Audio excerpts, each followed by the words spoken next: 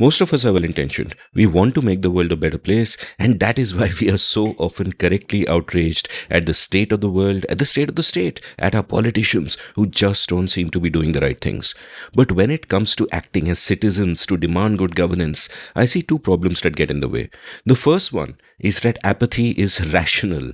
Time is money, and the cost of protest or the cost of educating ourselves on what is good governance can be too costly for us. So we just go on with our lives, sometimes ranting on Twitter, sometimes hoping and assuming that other citizens will do the job on our behalf. This is rational, right? The difference we can make to the Indian state is tiny, the difference we can make in our own lives is huge. Might as well focus on that. Now, the second problem is that even if we care about good governance, subjects like economics and public policy are so complex and contain so many counterintuitive truths that it requires a lot of hard work to even understand.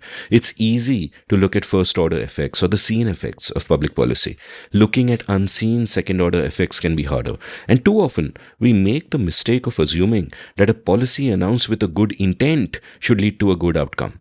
And that's a trap. Neeyat is not enough. Neeti is what matters. And so, governance continues to be bad while our intentions are the best. This must change.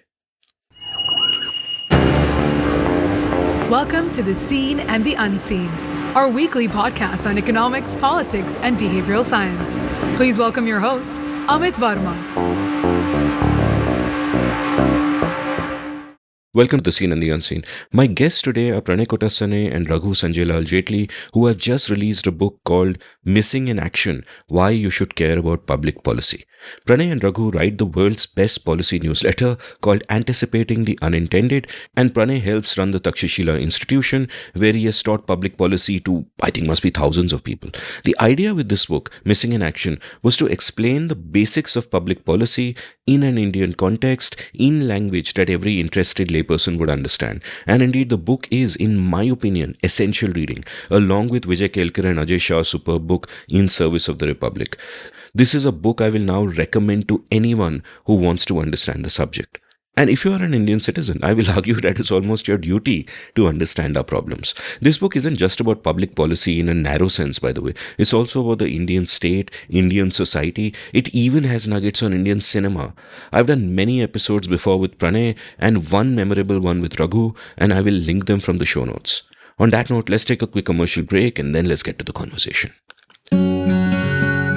Have you always wanted to be a writer but never quite gotten down to it? Well, I'd love to help you. Since April 2020, I've taught 20 cohorts of my online course, The Art of Clear Writing. An online community has now sprung up of all my past students. We have workshops, a newsletter to showcase the work of students, and vibrant community interaction. In the course itself, through 4 webinars spread over 4 weekends, I share all I know about the craft and practice of clear writing. There are many exercises, much interaction, a lovely and lively community at the end of it. The course costs rupees 10,000 plus GST or about $150 and is a monthly thing. So if you're interested, head on over to register at indiauncut.com/clearwriting. That's indiauncut.com/clearwriting. Being a good writer doesn't require God-given talent, just the willingness to work hard and a clear idea of what you need to do to refine your skills. I can help you. Pranay and Raghu, welcome to The Seen and the Unseen. Thank you, Amit. Thanks, Amit. So, finally, I have both of you together. Raghu, of course, I've done this memorable episode with you about your father's scooter, among many other things. And Pranay, we've done a number of episodes. And the last one, went into, I think, the most detail and mentioned your college with a beach, which not many people have. And I'm sure you sort of recognize your privilege there. So I want to start by asking a question fundamentally about the two of you. That, Pranay, earlier when we got home and we were waiting for Raghu, you pointed out that this is the third time you're meeting Raghu. So can you tell me about how you guys got to know each other and so on and so forth? Yeah, so Amit, the way we got to know each other was through Takshashila. So I work at Takshashila and we have a course on GCPB, and we met through, both of us are students at Takshashila at some point of time. So that's how we met each other. And that's how we started this journey. And you were teaching, I guess, at that point. Yeah, that's how we met. Yep. So, Raghu, what brought you towards public policy, given that you are not per se a policy wonk. You're not a full-time policy person as such. You do other things which shall remain unmentioned. But what drew you to doing this course in the first place? And where did you see it taking you? Was it just intellectual curiosity that let me find out how this whole thing works, or did you think that things are messed up? Not only do I need to understand it, but I need to be. I would like to offer some kind of solutions as well. Yeah. So I think there are two things, Amit. One, there is a level of intellectual curiosity, which I think I've mentioned in the past also. I believe my sort of that quotient of curiosity is very, very high. And what was happening was increasingly I was finding when I was looking at things around me, I was not able to frame, whether there were a certain kind of problems or there were a certain, steps that either the state would take, or I would see things around me which were not working. And I was not able to, truly fully articulate as to why we are the way we are and why things are the way they are. And I thought maybe some amount of formal grounding in understanding policy might help. One of the great quests of my life, Amit, has been this question which came to me about 20 years back when I was sort of traveling through Europe, partly work, partly sort of enjoying myself, was, just going through old European towns, looking at their libraries, looking at their institutions, looking at, what they had built, was why did they do all of this and we couldn't? And maybe we did sometime in the past. I mean, there are all kinds of theories about how great we were, once upon a time in the past. But leave that aside. There was always this question on what did Enlightenment truly bring to Europe? Because I somewhat zeroed in on the fact that there was a period when they sort of, went through a phase of intellectual ferment, which has seen them through, even today in terms of progress and prosperity. And that question is still there. And that question, where every time you visit and then you fly back into India, you ask that question. I mean, and that question is actually fundamentally a very deep question on just the welfare of our people. I mean, why shouldn't our people have the same quality of life? Or why shouldn't we aspire for the same level of, health and, well-being of our people? And what is it that they did well and we missed out on? And it's not that we need to copy all of it, but we should understand what worked and then ask ourselves how to apply similar things in our context. And this is a question. In my mind, it's a perpetual quest as to why certain societies have done better in the longer arc of time. And what can we do in order to make sure that all our people get to, that level of happiness and prosperity. So that's also something that's always been there in my mind. A lot of what Pranay and I discuss and a lot of things that we write often comes back to that point. What is it that can increase the welfare of our people? In that sense, it's a very selfish in the sense of just our nation. And in some sense, you might even call it very patriotic / nationalistic work, which which drew me into this, which I found when I got to know Pranay a little bit. I mean, a lot of our conversations happen on phone. We rarely meet, largely because when we got together, there was, pandemic immediately after that. And therefore, for 2 years, there was no real opportunity to meet. But then somewhere as we got talking over WhatsApp, over calls, etc., I realized that, his sort of core driving philosophy is also the same thing. How to make sure that, there is yogaksham. I mean, the entire welfare of the people is maximized or optimized. So I think that's really where the coming together of the minds is on writing this newsletter, and therefore, the natural progression of writing this book.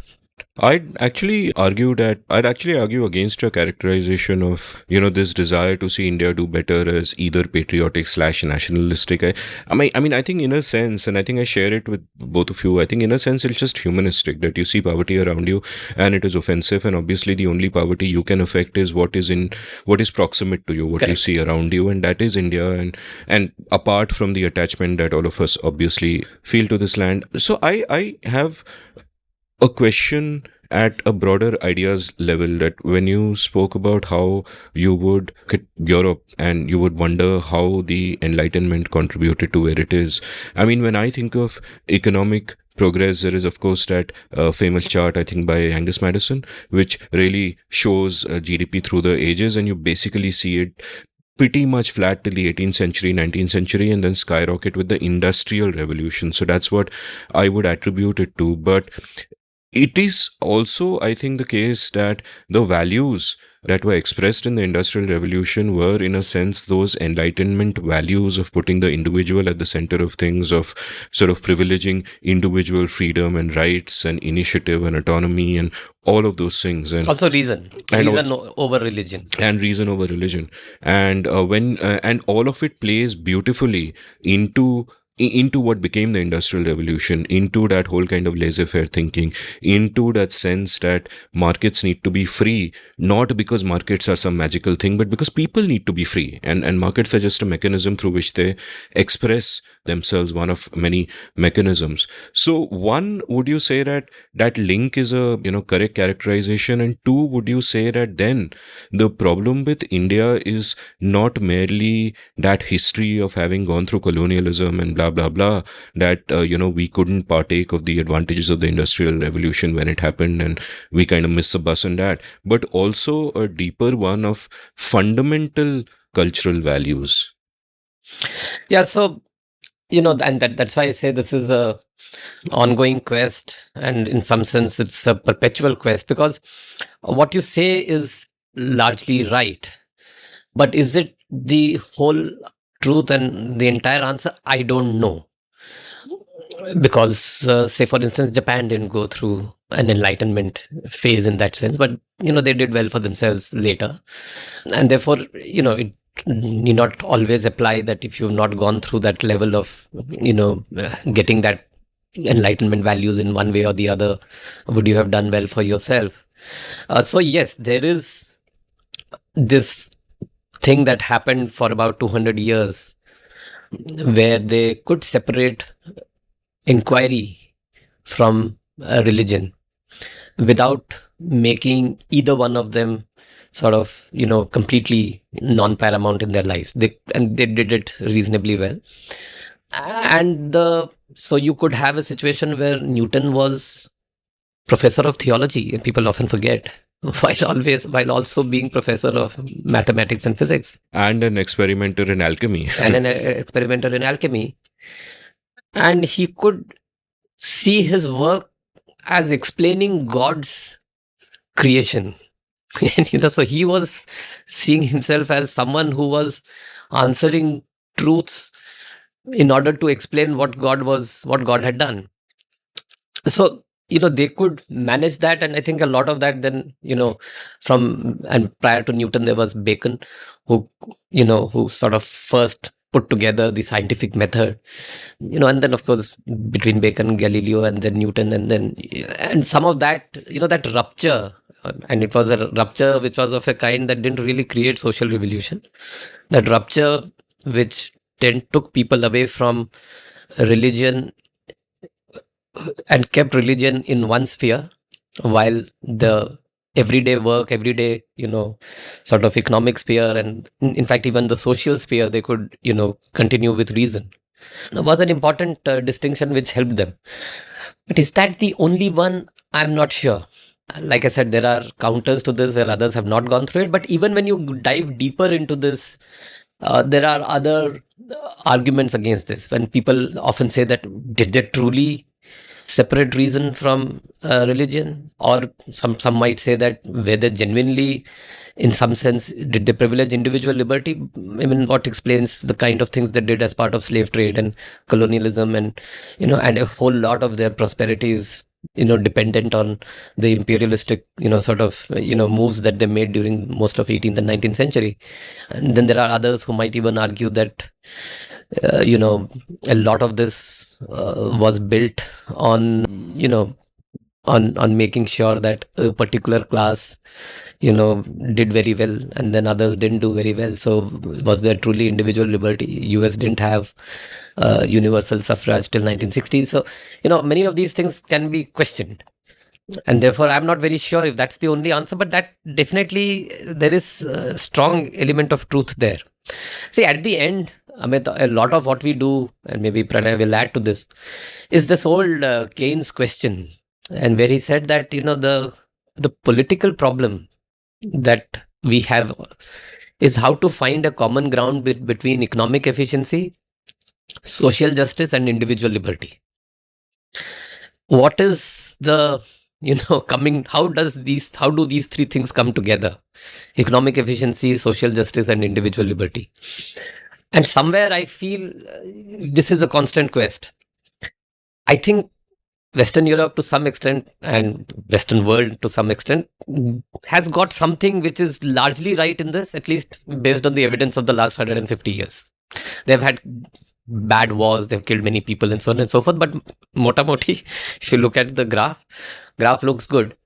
And therefore, we should constantly ask ourselves that our political problem, given our context, our people, our society, our ethnic groups, ethnicity, all of it, also our endowments, how do we bring these three things together? Economic efficiency, social justice, and individual liberty. And everything that you see in India is really fault lines on these three. Some people privilege individual liberty. Maybe, Amit, you were once upon a time a strong proponent of that. I guess you still are, but maybe you've sort of, you continue to learn and update your prayers. I was listening to Chandrabhan's episode, and that he has a very different view, which is largely led by social justice.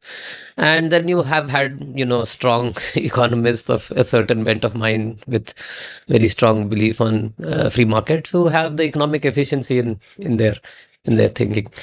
I think both Pranay and I, our view is देखना पड़ेगा मतलब you have to bring all of these three things together to see what answers can we get, because the political problem is not so easy that you can take one and just solve for it to the exclusion of others. I just wanted to come back to one point that you discussed earlier about this being a humanist exercise, right? So that I'll start from there.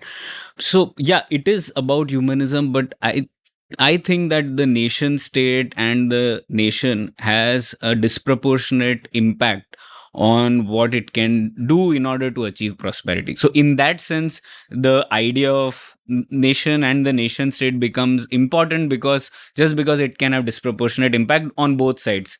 It can lead you on the wrong path and it can also lead you on the right path. So that's why, even though the main objective is out of humanism, but the instrument is through the nation state, and that's why it is important. On this point that you were discussing, I agree with what RSJ said, that there can be multiple pathways to that objective of prosperity and peaceful enjoyment of prosperity, which we call Yogakshema. So Europe offers one idea, and we should learn from whatever great things are there from there.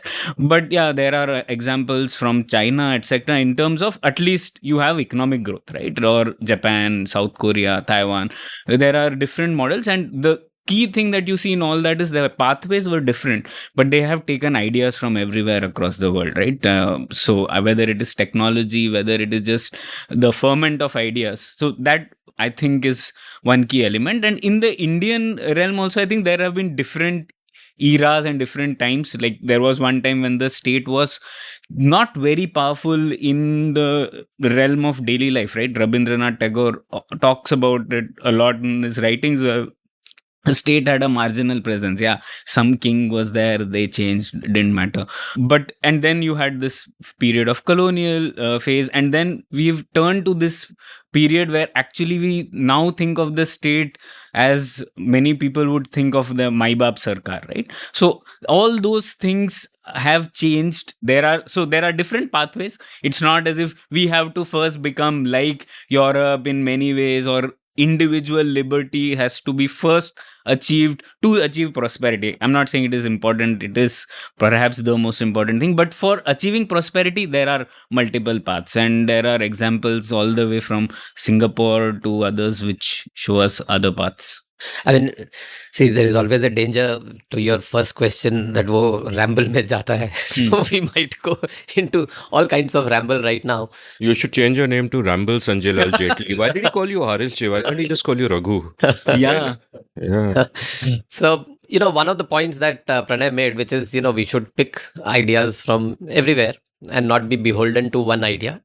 In fact, the greatest, symbol or sign of intellectual integrity is your ability to change your position based on, data that's changing around you.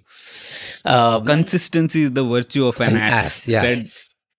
So now, which reminds me, actually, this is a strong Indian tradition of being willing to listen to all kinds of multiple points of view. So, during the Bhakti movement in India, this is where the ramble is coming. Since we spoke Enlightenment, we should talk Bhakti also at the same time. Monkey balancing. Monkey balancing to nahi, but there is something here. No, I'm kidding.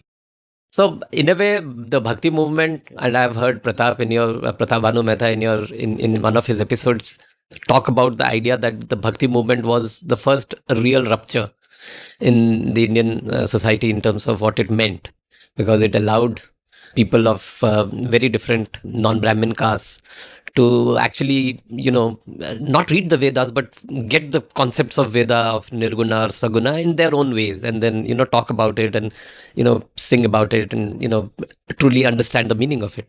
But the reason why I'm bringing Bhakti movement is, in some sense, it was part Enlightenment, if you could call it that. And maybe if we had continued that in a different way, it would have led to social reform. It would have led to social justice as one of the pillars. And possibly from there, we might have then got individual liberty as well. And who knows, from there, then in economic efficiency could follow. And the reason I brought Bhakti movement is for that point that, there is this guy called Nabhadas. Now, Nabhadas kaun hai? He's a guy who wrote a book called Bhagat Mal. Now, if you want to read about anything in Indian Bhakti movement, you should read Bhagat Mal, because Bhagat Mal is the anthology of all Bhakti saints and what they have, said or written. And this is the guy who did that compilation. It's almost like that Vasari of Italian Renaissance, who listed out the lives of all Italians. So as an economist would say, it's a meta-analysis of Bhakti studies. Yes, of all Bhakti studies. And I didn't know till some months back that there used to be this very famous doha kind of a thing, which used to start as Jaat na pucho sadhu ki. And I used to hear it, but never. Then I realized that Nabhadasa actually first coined that in the context of this Bhagat Mal, because in Bhagat Mal, he has all kinds of Bhakti saints, Brahmins, non-Brahmins, North Indian, East Indian, South Indian, all kinds of people. And he's mostly hagiographical accounts of their lives. Sabke life mein kuch na kuch, when they were kids, some cobra, was there on top of of the baby and gave the baby shade from sun and all those kind of stories. But the doha is very important. The doha is जात ना पूछो साधु की, पूछा कीजिए ज्ञान. जात ना पूछो साधु की, पूछा कीजिए ज्ञान. मोल करो कृपान का, रहने दो मयान. Which means, don't ask the antecedents of the sadhu, of the person who is giving you knowledge, or the country that is giving you knowledge, the religion, the ethnicity. Just ask for the knowledge. In the same way, actually appreciate the sword or the knife and not the sheath, because the sheath is just there as an external thing. So truly understand what the person from within is trying to say. And I think that's a fantastic way to start that book. That, therefore read with no sort of bias of who's saying it and just gain that knowledge. And that's there. I mean, he's sort of started that book by saying, please follow this principle as you go into this book. And in some ways, I think if we had to rewrite the book or something, maybe we should have started by that. Because don't privilege any source of wisdom as better or worse than the other. And, somewhere a little bit of our bias does tend to be somewhat towards Western Europe. But I think somewhere we've tried to be as ecumenical about the ideas and thoughts that are coming, and let them come, and we'll continue to update both our existing beliefs as well as how we look at the future based on everything that's coming. Which is why a lot of times some of our own columns sometimes contradict a point which we might have made 9 months back. Oh, theek hai, 9 months back I thought maybe India was not in a great place just after COVID. 9 months later, where the cards have fallen, I think India is in a fantastic place in terms of just a window of opportunity that's available for us. Both are true. So I'm quickly going to respond to. I mean, this is already such a rich conversation thanks to these sort of rambles, as you unkindly called it. While you were speaking, I quickly Googled if there is a term called trichotomy, because I know there's dichotomy. Lekin agar teen hai is a trichotomy, and there is. So I'm going to just point to the three factors you mentioned as being a false trichotomy, in the sense economic efficiency, social justice, and individual liberty. In the sense that I think all of them kind of go together. Like even Chandrabhanji in his episode where he spoke so movingly about caste and so on, his conviction for the last couple of decades has been that social justice can only be achieved through individual liberty and through economic efficiency as represented by markets. And he was of a different belief in the 70s and 80s, where he was an Naxalite person, he took up arms and so on and so forth.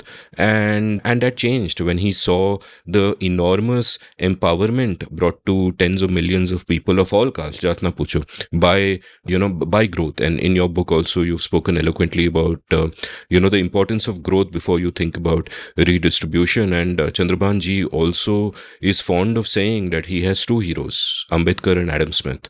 And the two must go together, because if you consider social justice as an end, the only means that really get you there, I think, is, individual freedom. And I also agree with you that there are different paths to achieve this beautiful end state where all three of these happen. And the reason there are different paths is that the state is distorted and perverted in different ways all across the world and even within a country. And that is a beast, and human nature is a beast simultaneously. And these two forces need to be tackled in different ways depending on context. As you also point out in your book, that context is important. So that is sort of my take on the false trichotomy, which also sort of leads me immediately to almost contradict myself by citing Arnold Kling's book, The Three Languages of Politics, where he makes a great point about discourse, where he points out that, and this is in an American context, where he says that in American politics, you always have different sides talking past each other, not to each other. And he wrote this book, I think, maybe 15 years ago, but it's more true today than ever before. And his point was because you're all coming from different first principles, in the sense your progressive will value just equality, as it were, your libertarian will value freedom, and your conservative will value tradition, to put it, to paint with broad strokes. And because you're starting from those priors, you have to address those priors of the person you're talking to. You can't just from where you come, that person might look wrong or even evil.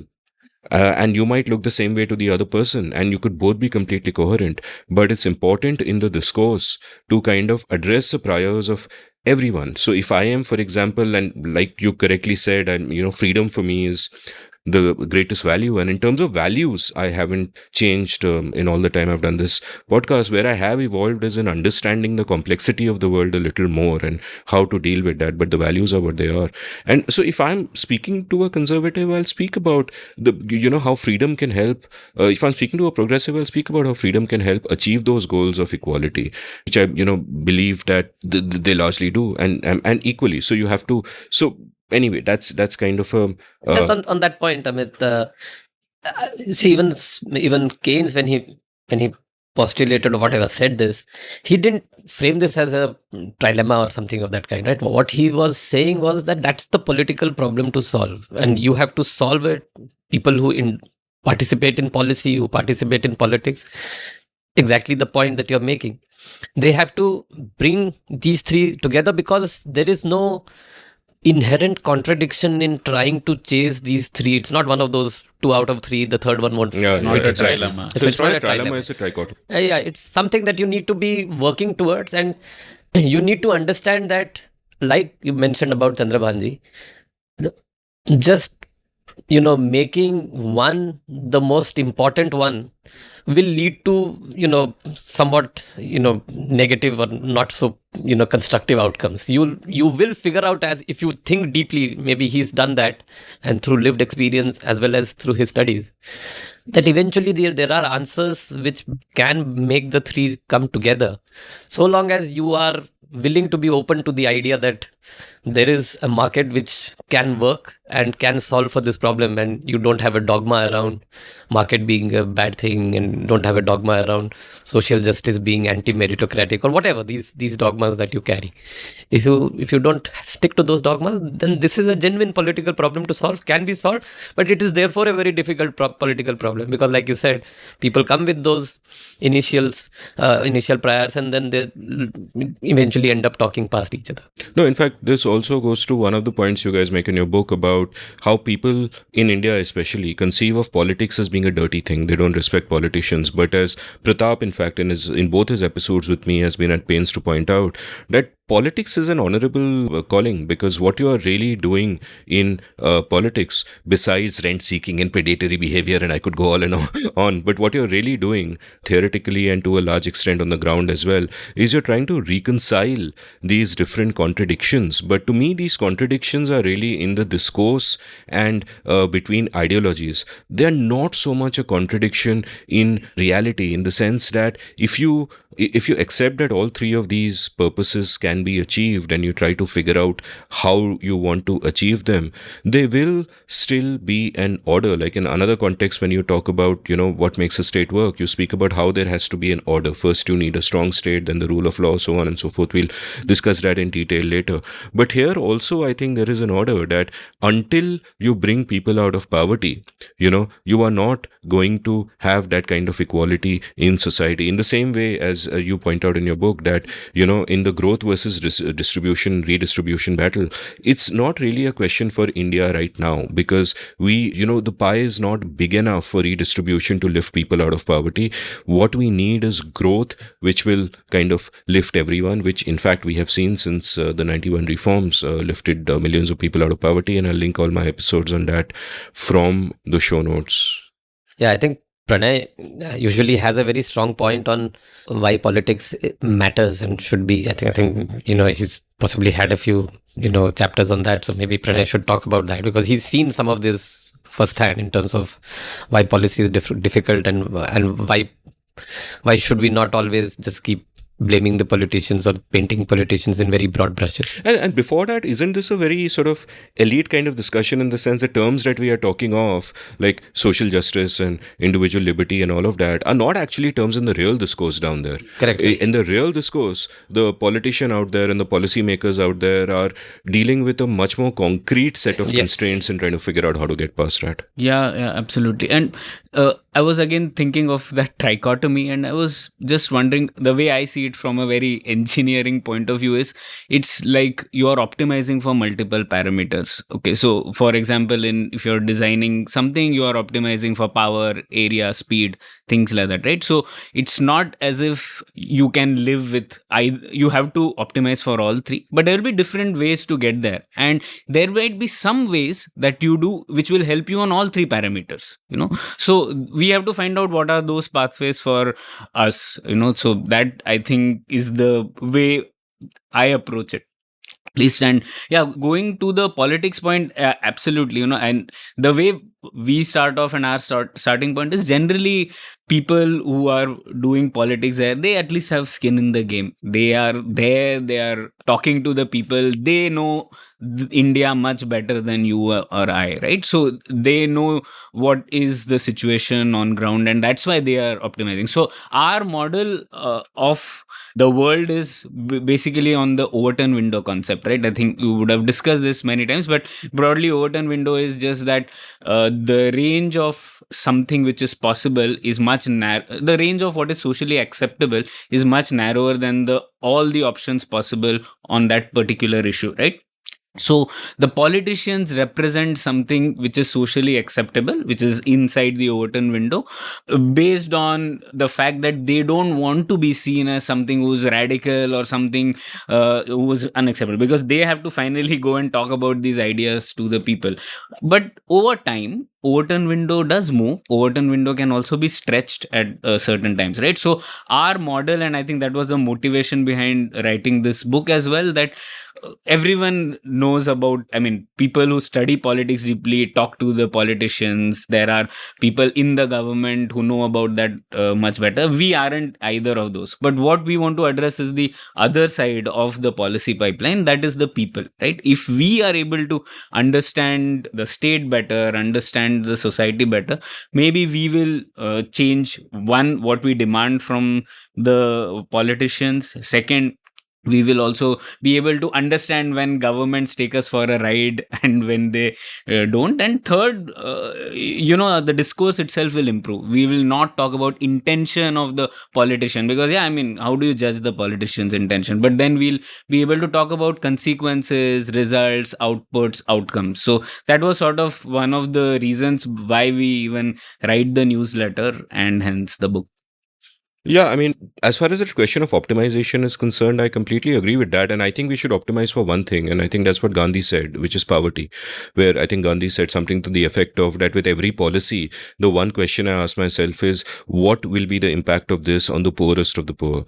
And in India, as you guys have also mentioned, and I'd use the same term as you, it is a moral imperative to lift people out of poverty, and the only thing that really does that is growth. Like I think your colleague Nitin has pointed out how, in all these years, for every 1% rise in GDP growth, 2 million people came out of poverty, and I think at some point he changed it to 3 million people. So the study which is there on this estimates around 2.5 to 3. 2.5 to 3 million people come out of poverty with every 1% of GDP growth, which is why it matters. It's not a number. It's not just economic efficiency, wonks are talking, engineering mindset, all that. No, it has real human consequences, and that is the first thing. And once we tackle poverty, then we can look at other things like inequality, because they're completely different things, as I kind of keep pointing out in my show. People often confuse it. But here also, Amit, there's some interesting point, right? When we talk about economic growth and say individual freedom, let's take these two, keep everything aside. So take examples of other countries, right? So let's take, say, Singapore, not comparable to India, but let's indulge in that example, right? So now, would we say that they have individual freedom in the sense? Now, at one level, just the fact that you have a lot of safety, security, women especially will have a very different experience. But when you talk about political freedoms, maybe the political freedoms, after all, just one political party has been ruling there over and over again. But on the economic growth scale, they have done really well, right? So there are contradictions, different pathways within these two parameters of economic growth and individual liberty itself. I agree, but I think what is necessary but not sufficient for economic growth is economic freedom and the rule of law. Both of these are necessary but not sufficient, and both of these Singapore provided. That whole political freedom question is a slightly different one. Like these days, people talk about Dubai. I have many of my friends moving there. They are pushing the creator economy hard. They've changed many of their laws in the last 3 years, setting themselves up as a haven for whatever. Now, the friends who live there tell me that, it is the safest country in the world for women, according to them, right now. Absolutely the safest. Rule of law is, beyond compare. Full economic freedom, really low taxes, and then beyond that, you have the question that it's not a democracy and all of that. But my point is that, at least on the economic margins, they have the relevant freedoms, and they're necessary but not sufficient conditions, but they're necessary. And where you don't have them, you cannot have prosperity unless you have oil, but unless you luck out in natural resources kind of sense. And that is sort of a key problem in India. Yeah, I agree. Actually, Shruti had a very nice episode with Land Pritchett on her podcast, and there one of the papers that Pritchett talks about was how economic growth is not just a necessary but sufficient condition for well-being. Okay, so what the paper essentially does is look at all the social welfare or well-being indicators and try to map that with economic growth. And the paper finds that, it's not just a necessary thing, but countries which have higher economic growth, it's they talk about national income, so there are more parameters than just growth, but things which increase income of people also lead to welfare on many other parameters. So they had mapped some 58 parameters which we would see in human development indicators. You can bring all of them in, but economic growth really leads to achieving a lot of them, accounts for a lot of them. So I guess, economic growth is one central thing that we talk about, and that's why, and especially in our context, it's really, really important. Yeah, I mean, I'll link that episode in the paper from the show notes. Shruti's, offered to set me up to get land pitched on this podcast. And he is, of course, a great thinker. And I keep quoting him, his flailing state paper and all that. But I decided a while back that I'll just stick to Indian guests because foreign guests do have the platforms they need. And two, it's a bit intimidating because he's such a great economist. And, one has to do a lot of reading up to just be at the level to have a conversation with him. But maybe in his case, because he's written so much about India and the kind of connection he has, I should perhaps make an exception. Let's sort of go back to the chronology, as it were, chronology samjhe. And at what point does, and this is no doubt a question I've asked both of you in my individual episodes with you on this, on how you got drawn to public policy or why you felt it is important. But you start off the book by making a profound point. In the same way that I said that these numbers, GDP numbers and these interest rates and this, to most people, they're arcane things, no connection with life, but hey, they have a human consequence. Similarly, you point out that all of us should be interested in public policy, that, public policies affect our lives in intimate and unseen ways. And therefore, it is important for us to understand that, except that so much of the discourse around us is in such, often such boring language, and it's just, who's going to follow that shit? And you feel like you need a prior training to understand that. And what you have tried through this book, and I think largely succeeded through this book, is just making all of this much more accessible for the public, as it were. You quote Rajesh Khanna in Roti saying, "Ye public sab janti hai, Raghu," and you point out that actually wo to film mein bola tha, public sab nahi janti hai. So kind of elaborate on, why should the listener of this podcast give a damn about public policy? They can't affect anything. They have busy lives. Rational ignorance, which is, a term from public choice, dictates that it is rational for them not to invest too much time trying to understand these complex subjects because they can't really impact anything. One vote doesn't impact anything. So make me a case for why public policy is such a big deal and why we should all care about it. Pranay's life's work. So. Yeah, it's just begun. But yeah, no, I think we were inspired by Trump. So we were saying, just like Trump said, make America great again, we thought we'll make public policy interesting again, right? So, again, kahan se? Pehle kahan kab tha? Maybe it was. Yeah, maybe we were too enamored by what Trump was saying. But anyways, what I was getting at is, like I said earlier, right? First of all, the state has disproportionate impact on all our lives.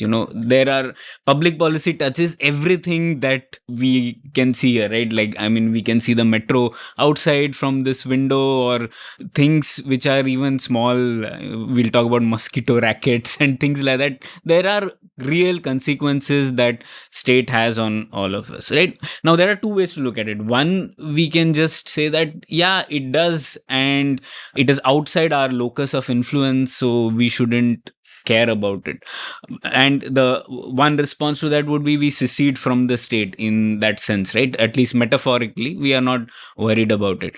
But the other way to look at it is, and that's where I think Indian polity has now reached. I always say that there's no more apathy in Indian politics. In fact, we've gone the other way, where we have tried to look at the state as an instrument to achieve things that it is not set up to do. So we are there is a whole lot of this religious idea that state should do this, that on the religious front, or it should do something great from a pride front, etc. But we are not able to think of what the state is meant for and what happens if the state doesn't achieve that, and those are the real consequences for it. So for example, we always talk about basic public services, law and order, etc. If we see it all around us that they aren't there, they aren't right, and sometimes we can build our own private sanctuaries, but that can go only to a certain extent.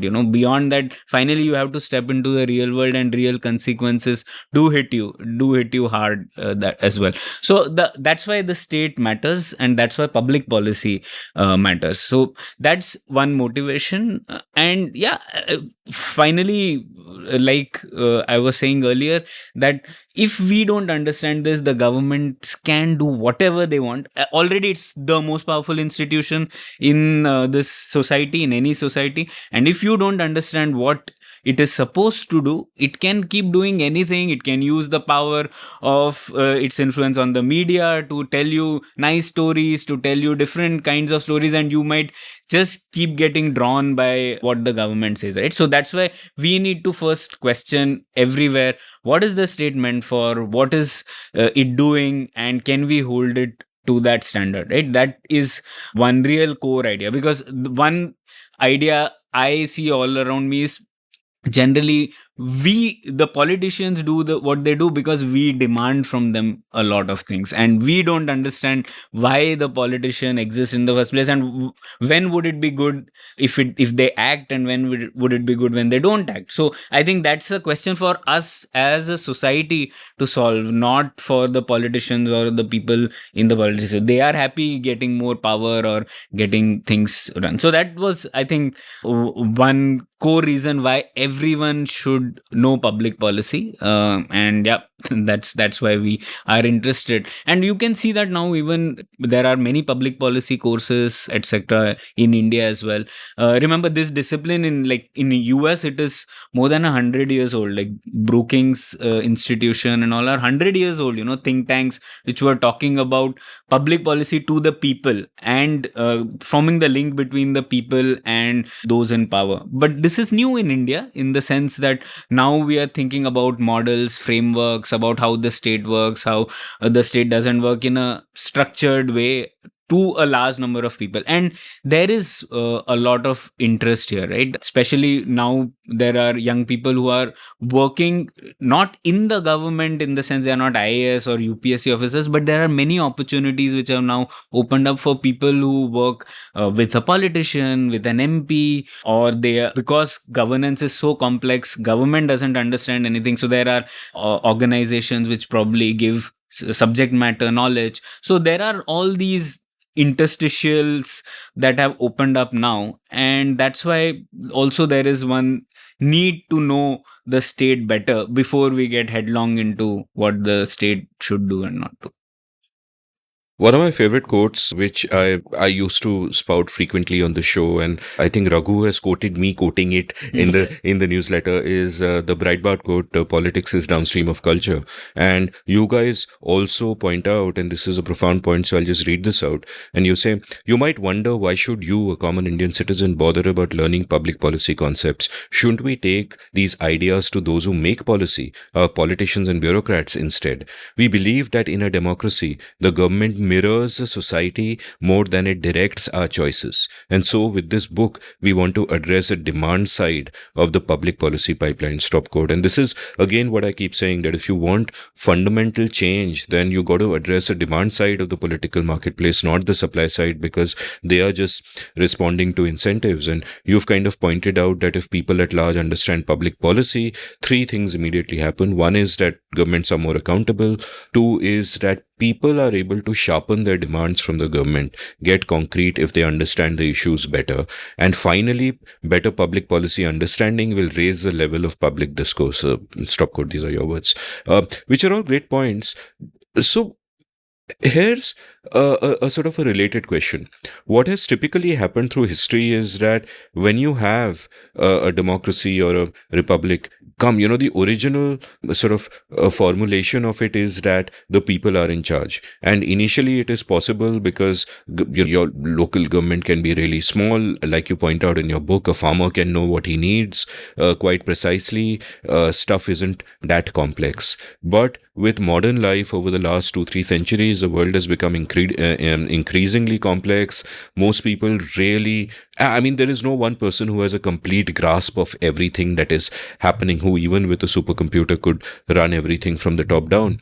And how democracies have evolved to deal with this is that you have a class in the middle, which has been this class of intellectuals and think tanks and experts and so on and so forth. So the people elect a government, and then the government goes to these experts and these intellectuals, and they sort shit out. But at some point over the last few decades, that has gone to hell.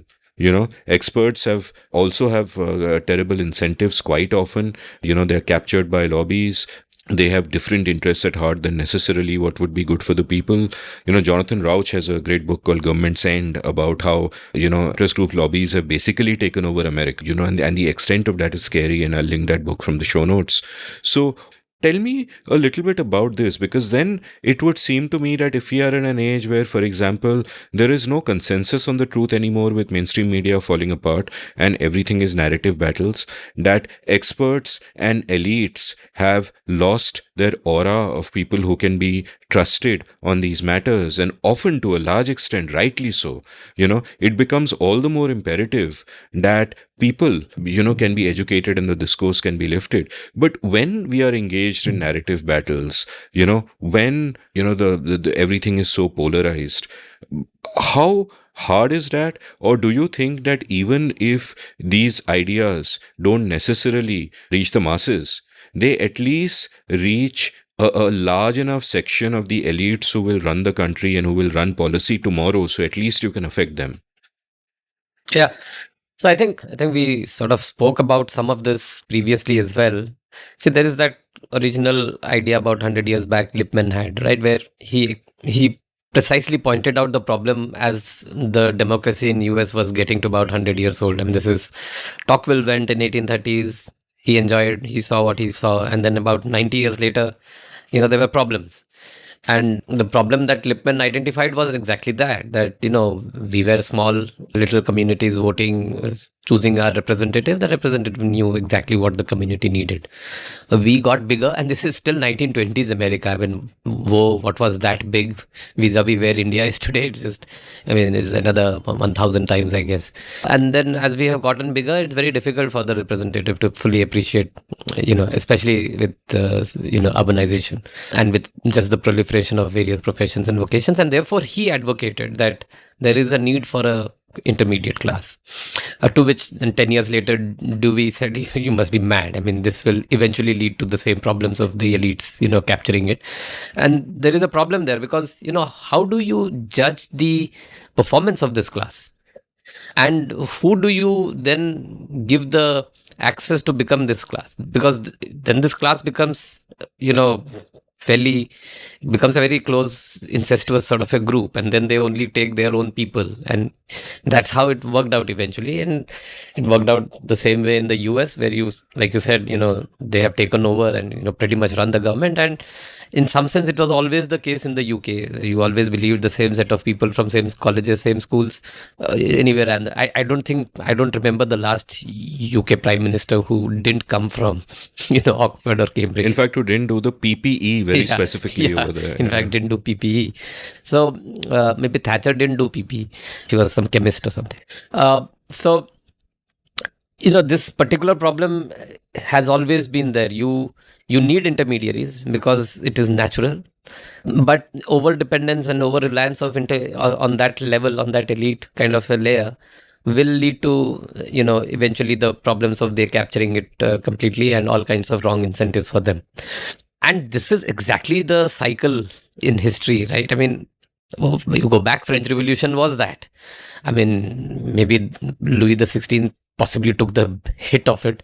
But the sun god, whatever, Louis XIV, and his, set of people around him, there were some great, some of the greatest French writers, artists, dramatists, all of them were part of his court, including Cardinal Richelieu and all of that. Balzac and, not Balzac, Moliere, and, all of those great guys were there. But they started totally capturing the access to the decision making, all of it. And then, 100 years, 150 years later, you had everybody went to the guillotine. So this continues to happen. Therefore, what democracy allows in a way is for people to have a counter to this in a manner which is very sort of organic and well governed, which is mass media, which is elections on an ongoing basis, which is freedom for people to, counter it, give other opinions, etc.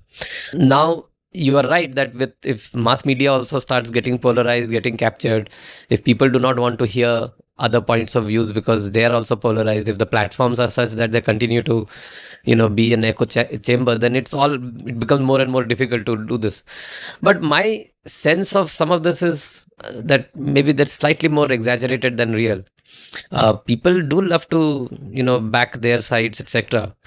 But if presented in a manner which is somewhat apolitical, and it's difficult to make it apolitical, but you go to the nub of the issue, talk about the issue, and you'll realize, and talk about the issue in a manner where you understand the underlying logic, economics, whatever that might be about that particular issue, and ask the question, why is this being done?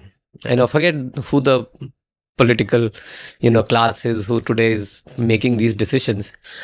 I think, at least in my experience in drawing room conversations, in, general conversations, people are willing to listen to this because they have not gone so tribal that if you sort of approach them in a manner which is not very sort of antagonistic or adversarial, they will listen to this particular point of view. And therefore, in some ways in the book, we've tried to be, not political, because, our view is it wouldn't matter if we replace this, state with another state, or this government with another government, because some of the underlying, issues, the lack of clarity about them are just common to a whole lot of political class. And therefore, focus on the issue, talk about the issue, make sure that people understand that.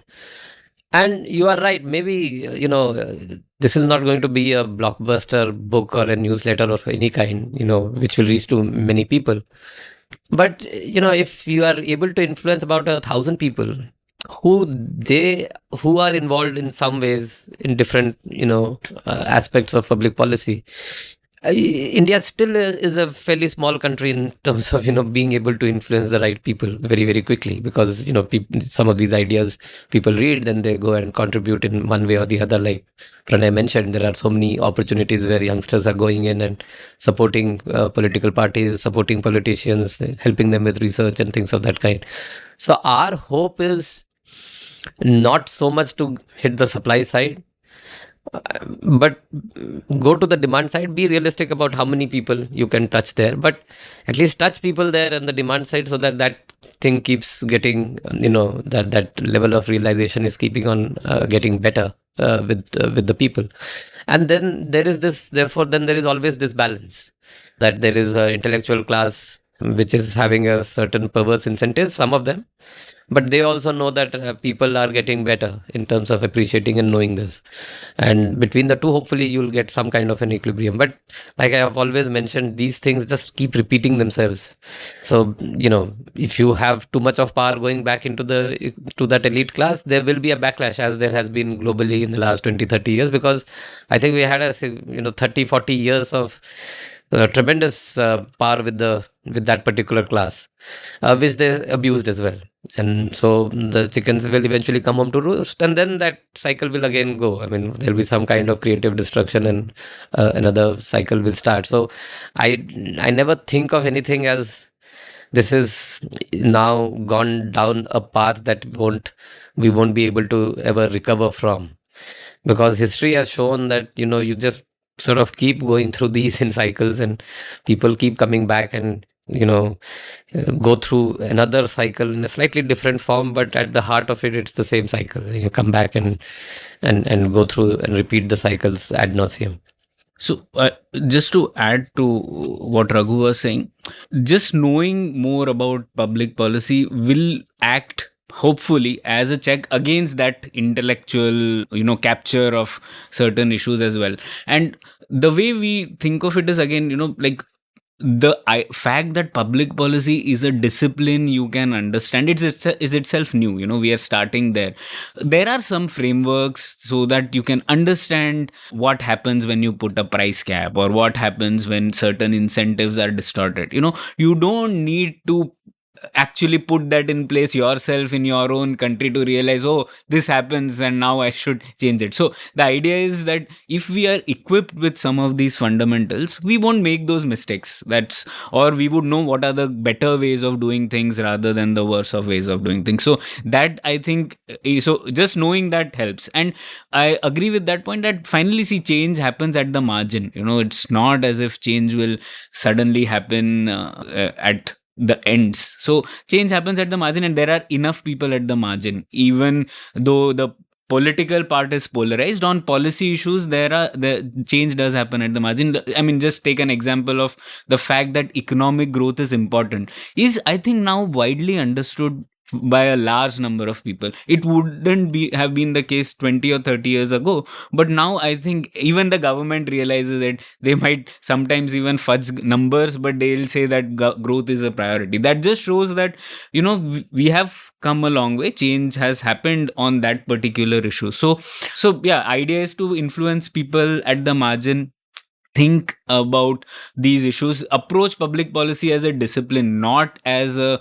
ideological contest between 2 or 3 political parties. So that is the concern. And one more just point, that when we say political, what Raghu was saying, we are talking about electoral political. That's not what we are addressing. But yes, of course, there's no policy without politics. So you have to engage politics in the sense you have to look at interests, you have to look at stakeholders, you have to look at what happens when you don't align interests. The farm laws being a classic example, right? Great policy, but you have not thought about the stakeholders who are going to be impacted and how you are going to align their cognitive maps, like Pratap Bhanu Mehta says, right? How do you align their cognitive maps? That thinking, if it is not done, your policy will not see the light of the day. So in that sense, you still have to do politics, but you don't have to get into the electoral politics nature. And without that also, you can understand what are the frameworks, what are the models which go into making better policies than worse. Actually, the point on that roti song, ye jo public hai, ye sab janti hai. Actually, that song Rajesh Khanna is singing for other people, saying, you are doing something, your public sab janti hai. In the movie, Rajesh Khanna himself is actually an imposter. So what has happened is, he's a dacoit who's pushed a guy off the train, and he's taken that guy's identity and come into this village.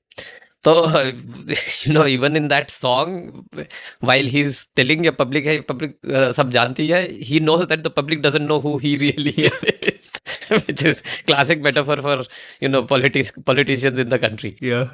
That's beautiful. No, I kind of love that point you made, Pranay, about how, if the government is fudging numbers, the positive side of it is that they see the need to fudge numbers, because even the public understands that growth is important, even though in some circles, like degrowth is becoming a fashionable phrase, but hopefully they will remain deluded fringe as they indeed are. And you mentioned price caps, and that reminds me of the importance of this kind of education. Like I did an episode with a historian I won't mention a while back, and at one point we got into an argument about price caps because he said something casually about how they are a good thing, and I was like, are you trolling me? I mean, it's Econ 101 that price caps always lead to scarcity. I pointed out that, I remember when the government proposed a price cap on stents, I think 3 years ago, when I was editor of Pragati, and I used to sometimes come down to Bangalore and sit with you. And I think I was sitting in your Takshashila office when I tweeted about how this will definitely lead to shortages. And it did. And people died. right?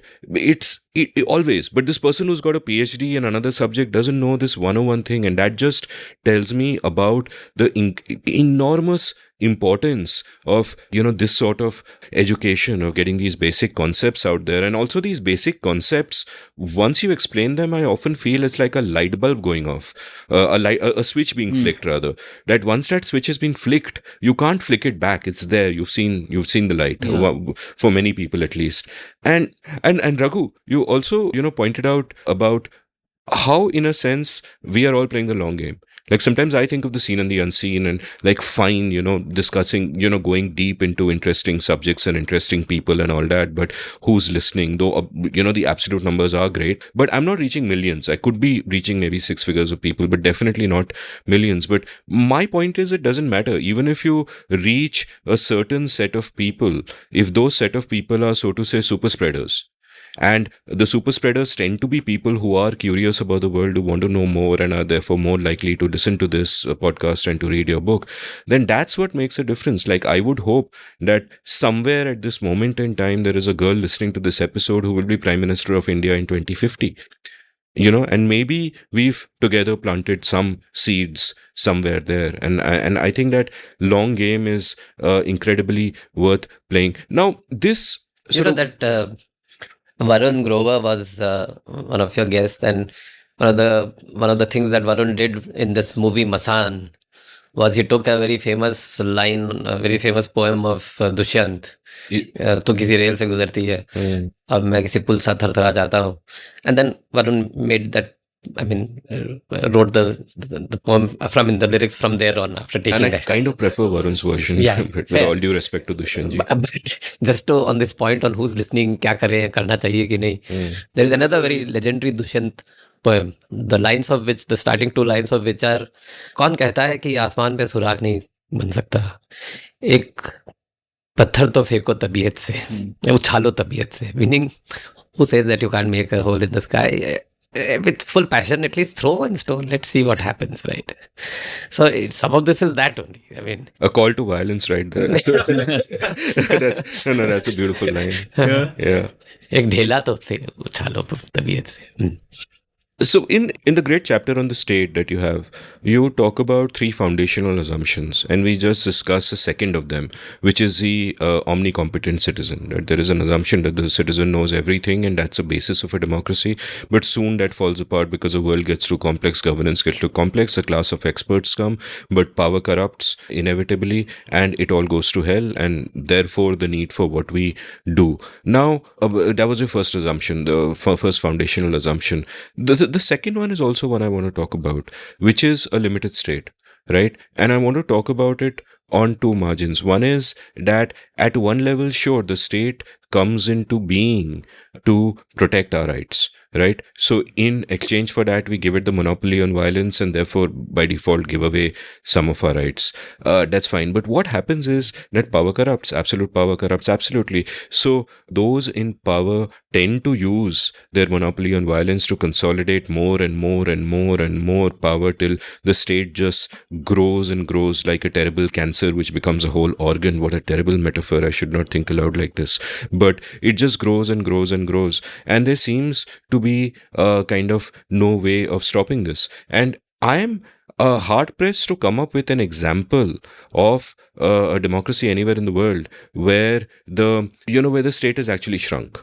And of course, I think we'll all agree that the state in India, instead of, doing many things badly, should do a few things well. We'll talk about all of that in many aspects, as you've pointed out. The Indian state is not as big as other states. It's just that its influence is larger, which is kind of what I mean as well. But so on one margin, there is that thing that once you capture a little bit of power, it's very, you just tend to grow and grow and grow. That's one aspect of it. And to be a little more specific, to be a little more concrete, the second aspect, as you also point out when you write in that same chapter about the Indian case, is that over here, we centralize power. We actually, almost took over the colonial state in a way, and there were good reasons for this. Gyan Prakash did an episode with me when he wrote his book on the emergency, where he spoke about how nothing that Gandhi did was unconstitutional. And the reason the constitution allowed her to do all those things is that when the framers of our constitution were framing the constitution sitting in Delhi, the entire country was burning. The map of India as we know it today did not really exist. You had 600 princely states who had to be kind of brought into the union. You had communal strife everywhere. So it was a natural impulse to make sure that the center holds, that things don't fall apart, that you kind of centralize power. So we have that, both of these coming together. That one, we already have a state where we centralize power, and that state only, never gives up power really. It just gets more and more powerful. We have had moments like the 91 liberalization and all of that, where we took a move towards freedom. But otherwise it doesn't. And so what are sort of your thoughts on this? Because this is like the second of those foundational assumptions about the state which made it seem such a good idea. That one is, of course, the omnicompetent citizen, except that now we know that the omnicompetent citizen is not quite so even interested. And the other is sort of the problem of the state, because we talk about all the kind of economic principles and incentives and all the policies with the assumption that it is all for the good of the people and all of that. But at the center of this project is not the people, but the state, which has an outsized role in relation to society so far. Yeah. See, one of the things that we have tried to do in the book, and the book is in some sense, for those who possibly know public policy very deeply, it's like a 101. But even at a 101 level, we've tried to be, we've tried to go back into some things which are very fundamental, so that, there is clarity in thinking when people are, starting to think about these things. And we've tried to keep it as simple as possible in terms of the language used. And that's why some of these, initial sort of chapters do cover, the idea of the conception of state, where it comes from, what does it mean, so that people appreciate. Because otherwise you start with a knowledge of things that are, not very grounded in fundamentals. And therefore, then you have some of the misconceptions about state and its intentions and its incentives. On this particular point, see, you are right. Once you have got a state, then, which has all of these powers, and some of these powers are inherited, and you get only a few opportunities in history to correct them. If you've not used those opportunities fully, then one should always remember that the number one incentive of a state is to perpetuate itself, right? So they will not in any way cut themselves down. And then, therefore, what can we do? And therefore, you go back to questions like, the classic sort of examples of when people think that the state shrunk itself, which actually is not proved by data, which is, the Reaganite and Thatcherite sort of revolution of the 70s and the 80s, and things of that kind. Where actually, if you look at the spends, they actually never went down. But what they could do, and that won't go down because nobody there is interested in actually cutting that. But what they could do, I think they could do, a couple of things well. One is the allocation of that, where you are putting that overall amount. They could change that, so, and therefore, and this is a non-trivial, exercise, because in corporates, in any sort of large area where you are dealing with funds and you're thinking about, where to put the funds, etc., the core question always is capital allocation. You get capital allocation decisions right, you will solve a lot of problems.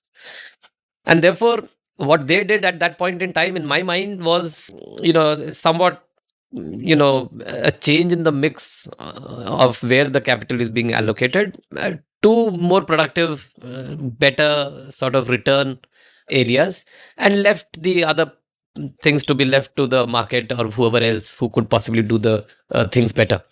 And that is good enough. In my mind, that is good enough. People might have questions on whether they were that was the entire force of good or not, and there are ideological and other differences about those years. But in the longer arc of history, you will realize when broad metrics are taken, it worked out well for most people at that point in time, if you compare it with how things were in the 60s and the 70s. So even for us, A lot of our argument is not about, become a smaller state and cut the state down and make it smaller, because it's a futile exercise to go back and tell this to someone. In some ways, our view is that was keep it the same.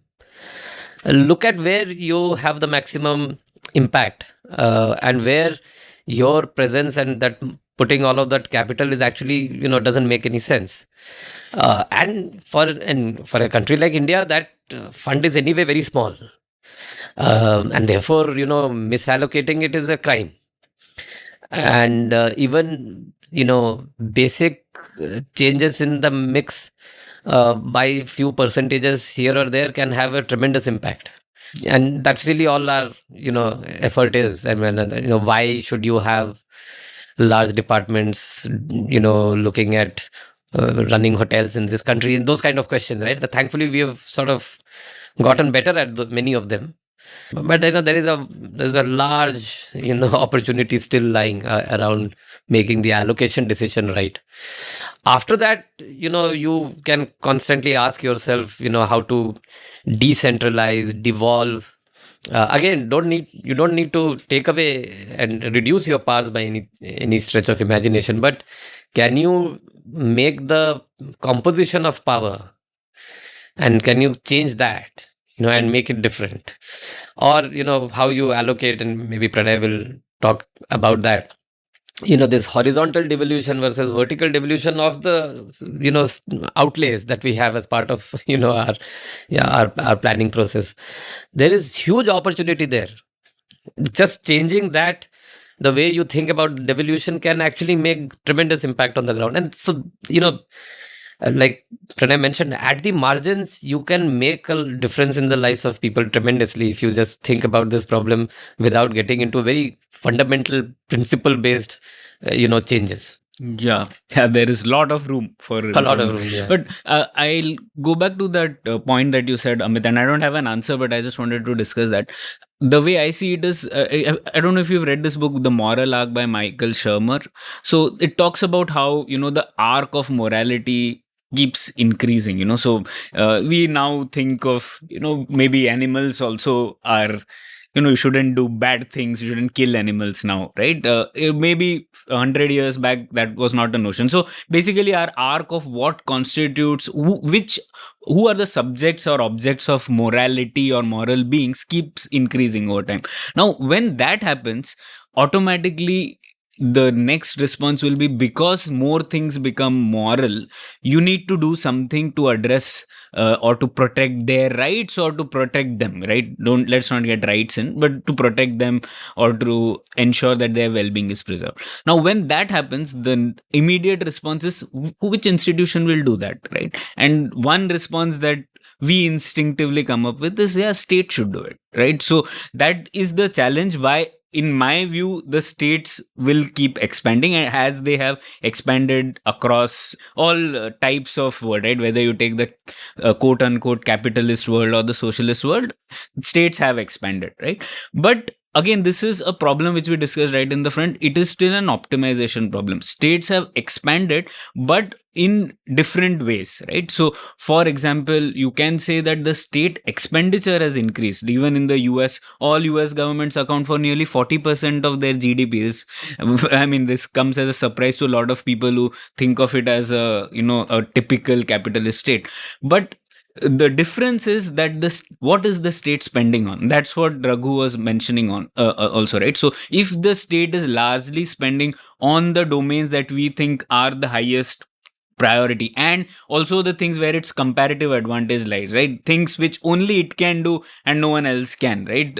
If those things are what we are prioritizing on, that money is well spent. So in our case, I think the unique problem that we have is, one, the Indian world is global by default, right? Our intellectual influences are from the West. Our internet is open. It's not like China or any other place. So our morality might get influenced from the world over, and therein we might also import solutions from there. So because their priority in the different region is for the state to do XYZ, we might just think that why can't the Indian state do XYZ? But that's where we come to the reality of Indian state, that we haven't fixed the most basic things, which if the state gets right, there will be like disproportionate incomes, a disproportionate impact across everyone's lives, right? So our thing is, yes, let's address those first, so there is this dichotomy, you can say it's a paradox between ambition and competence, you can say. So our ambition is of that scale, but our competence is nowhere there, our capacity is not there. So you're just ending up stretching the state beyond means, and that's, we use this word called omni-absent state, in the sense that again the state is everywhere and yet nowhere, right? You are trying to do so many things, but you're not able to do a few things. So this is a challenge. I don't have an answer as to how we can manage, but I guess the story is, if we know these things, if we know these pathways, if we know what the state is meant for, maybe we will make better choices and ask better of the state that we have created.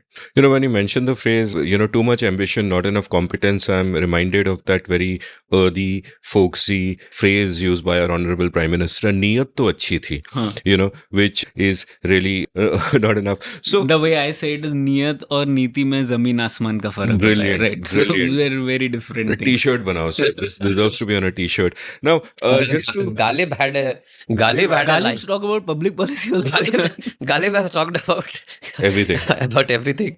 But Galib had this point on कि 1000 ख्वाहिशें ऐसी कि हर ख्वाहिश पे दम निकले. The state has that kind of everything it wants to do. Everything is important. हर ख्वाहिश पे दम निकले. You are painting the state as a romantic more than a rogue. Yeah. So every 70 episodes I tell a story. I've divided the number of times I've told the story by total episodes. So I think it's about every 60, 70 episodes I tell the story. So I will tell it again in the hope that many of you may not have heard it at all. And some of you who have heard it before are as old as me and have therefore forgotten. And the others will forgive me. And it's a story about this government department called CCA. I'm guessing both of you have heard this, right? That sometime in the 80s, I think, this government department in the government of Tamil Nadu applied for a raise in their budget, and one senior bureaucrat decided to look into what this department does, and the department was called CCA. So he said, "Ye CCA kya hai?" Right? What does CCA stand for? And for that, we have to go back to World War II. That England's Prime Minister at the time was Winston Churchill, and Churchill loved cigars, and all his cigars came from Cuba. Now, what happened was, when World War II broke out, his supply of cigars from Cuba stopped. But the man's got to have his cigars, right? Nothing you can do. So, the second best cigars in the world, and this should be a matter of great nationalistic pride for all of us, were from this place in Tamil Nadu. I think maybe Trichy. The Tiruchirappalli Chirut. Yeah. So that was the second best cigar in the world. So a department was set up in the Imperial Government of India, or whatever it was called, which was called CCA, Churchill Cigar Assistant, right? So World War II ends, India becomes independent, Churchill dies, decades pass, and still this department called CCA exists, has budgets, and that's eventually, I think the department was abolished, but this is how hard it can take. But moving on, you mentioned the moral arc, and that reminds me of this great concept that I've written about in the past called the expanding circle, which was a phrase coined by the philosopher W.E.H. Lecky in this, I think, 1900 book, The History of European Morals. I don't know why the book has such that title. And his point was that, there is, all of us have a circle of people we consider worthy of a moral consideration. And initially that might have been a family, but later it's a tribe, later it's a larger community, maybe at some point it's a nation state, it keeps expanding. And his point was that it will keep expanding more and more. Peter Singer, the animal rights activist, in fact, wrote a book called The Expanding Circle, and making the argument that animals will soon be, within that circle. And you brought up the moral arc in the context that as the moral arc expands, more and more people will need protection, so the state's role expands. But what I see actually happening is that the moral arc or the expanding circle, call it whatever, isn't really expanding so much and may even be contracting in these tribal times. Certainly in India, there are many people of one community who will not consider people of another community to be within that arc of people worthy of the moral consideration. In a sense, you spoke about the Overton window, and we policy people speak of the Overton window, for example, shifting in the direction of freedom.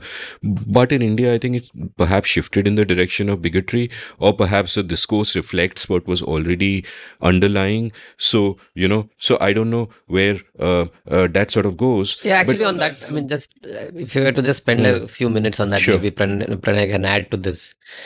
See, the economic, measures are very difficult to exclude. You can't be targeting economic measures for growth. For discrimination, you can. If you want to discriminate against someone economically, you can think of ideas that might just discriminate a particular unit. But when you're thinking growth, it's very difficult to target growth for one particular group and exclude the other group, because it's way more complicated, and you'll actually jeopardize growth in it. Yeah, but the problem is, if your politics is based on attacking the other, as it were, then you are jeopardizing growth. Yeah, so that's on the social, maybe cultural, those parts it's easier. I think on economic, the broader thing of a rising tide lifting all boats mostly works. I mean, it's very difficult to keep a boat out and the rising tide will not lift that boat. It will lift. You might question whether that is coming at a cost of some other, social, cultural, other aspects that are being terribly discriminated against, which I think is a point. But on economic thing, I think it's difficult. It's a bit more tough to do the only growth for some and not for the other, because the rising tide equivalence does happen in economics. So I'm going to ask you guys to elaborate on another profound point which you make, and which we are in agreement on, and the way I speak about it is I use Fukuyama's framework of the scope and strength of the state, where you can draw a quadrant on how strong it is on these. And the problem with the Indian state, we would all be agreed, is that it's a weak state that does a lot, whereas it should be a strong state that does just a few things, do those few things well. Now, we don't do those few things well in terms of law and order and so on, other basic stuff. We do a lot of things we should not be doing really badly. And beyond all of this, beyond what we should do, beyond what we should not do, we also stop private enterprise from expressing itself in myriad ways. Some of those went away with the 91 liberalization. Some of those kind of remain with us and hobble the creative spirit and entrepreneurship of this country. So, you've expanded lucidly in your book about these different aspects. So I'd like you to do that again for me here. That what are the things we should focus on where we have failed, and what are the things which we really have no business doing. Like, I think we would all agree, Raghu, you and I remember the 80s. I think Pranay was a mayor taught back then. But in the 80s, just to get a telephone, you had to wait 8 years. A used car used to cost more than a new car because there was no waiting period. That's how bad it was. And we saw those scarcity in those sectors which were freed up, like telecom, like airlines, which were prohibitive to fly even for someone as privileged as me in the 80s. Those sectors which were freed up, we suddenly saw private enterprise come in, competition come in, the forces of the market, and now telecommunications is much more widespread. Not only is there no waiting period, people who could not have dreamed of possessing such magic in their palms can actually sort of do so. And equally with air travel, it may not be as cheap as trains, as is has been one of the stated intentions of politicians, but compared to the 80s, a long way. So so there is value in that third aspect also, not just what the state should do and what the state should not do, but where it should get out of the way. So can you elaborate on these for me and the listeners? Yeah, I think lots of economists would already talk about this, and they have talked about it on your podcast as well, about the basic things of intervene where there's a market failure, and there's a definition for a market failure. High prices doesn't mean that the market is failing. There are 4 conditions under which you can say the market fails, and I'm not going into the details of that. In fact, I'll link my episode with Vijay Kelkar and Ajay Shah, and they've got a great book. Which Also read the all book. of that. Read the book. Read the book. Fantastic book. Yeah, of course. Exactly. So Which book? Their book or your book? Okay. Our book has all of this explained in I was like, bhai, बहुत generous hai. I think Ajay Shah Kelkar book is a masterpiece. I mean, it's absolutely a fundamental textbook. But we've sort of covered this point. No, I was telling Ajay the other day that both these books, like, I'm so glad they've been written, because these are exactly the kind of foundational books you really need for someone trying to understand the subject. But carry on. Yeah.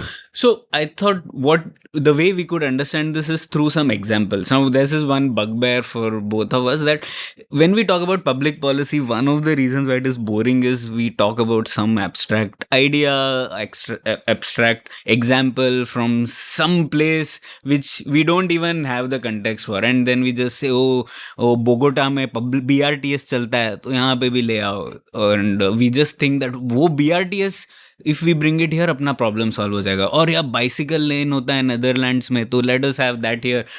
But we don't understand, the context is different, and we need to understand why there are many other things that fall into place for that bicycle lane to work, and that we need to understand. So anyways, returning to that, so the way we try to explain this is through examples. Let's take everyday things and everyday experiences to understand how the state can be a pain, and where can the state actually help. So this one example that I really like was about sandalwood. Now, sandalwood is there in many Indian homes. People use it for religious purposes, perfumes, etc. But there is a very interesting story of property rights. Now, we know property rights are important, central. When property rights are protected, good things happen. People have a reason to invest in making that, using that resource better, etc. Armen Alkian is a noted economist whose his life's work is on economics of property rights. So there's one way that we can talk about that, right? But that is so distant to understand. But let's take the example of sandalwood, right? And there is the story of property rights there. Now, why is sandalwood so costly, and why is sandalwood so much in shortage in India? Even though around 90% of the world's resources are in 3 Indian states of Tamil Nadu, Kerala, and Karnataka.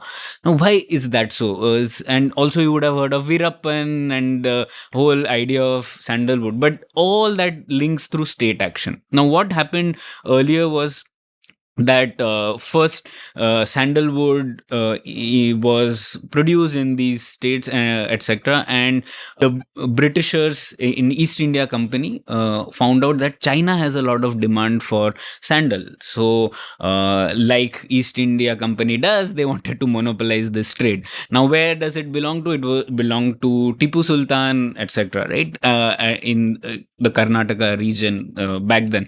So what happens then? The East India Company and Tipu Sultan actually have big confrontation on this. This was one of the reason why the Anglo-Mysore wars also happened. But one thing happens for public policy there is that Tipu Sultan says that we will stop trade of sandalwood to anyone who's British. That is one. Then he declares sandalwood a royal tree in 1792. But anyways, Tipu Sultan finally loses to Britishers, and now Britishers come into power and they monopolize trade. So sandalwood becomes government thing. Now, you can say that was a colonial state, extractive, etc., but that continues even after independence. So that is what. So we take away the property rights. So there are very fascinating stories that even if the sandalwood was growing in your garden, it actually belonged to the state. The forest officer could literally come in and chop away the tree and give you some 75%, which he determines what the real price or the value of it is. You could be imprisoned, or you could be held liable if there was a theft or damage to that tree, even though you can't extract the benefits out of it, so just imagine what happens when you can't enjoy the fruits of labor over certain things, right? So this is a classic violation of property rights. You're held hostage by your sandalwood tree. Yeah. So what happens here? The production really slips. So around 65 in 1965-70, India used to produce around 4,000 tons. By 2019, it was 200 tons. Just imagine the fall. And in fact, the demand still exists, right? So in fact, now we are importing sandalwood from Australia for oil, etc., who by the way have used Indian sandalwood seeds to start the market and a business on their own. So just look at how a violation of this property right leads to many things. Now there are many other branches of this story as well. First, because the demand is high and the supply becomes low because there are no property rights, there are government forests. Now government forests grow sandalwood, so then there is a lot of demand for it, right? So what happens when this gap exists? Smuggling. There is incentive for smuggling. So this guy called Veerappan, he changes careers from killing elephants for ivory to actually just smuggling sandalwood. And then you have various things, right? Now you have forest guards. You can say you can put forest guards to protect these forests. But what happens? Forest guards are in cahoots with Veerappan, and basically they have their own market transaction happening there, right? So from this basic violation of property rights, and this story of sandalwood just tells you what can be the consequences downstream when you indulge in something like this. So I think this is one of the things we try to explain, to just emphasize the point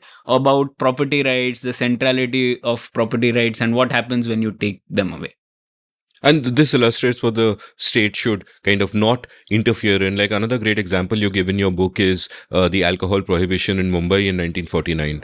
So just reading that bit out, quote, as a policy, it turned out to be one of the reasons why the underworld flourished in that city. First, it made bootlegging a viable business and encouraged smugglers to get into it.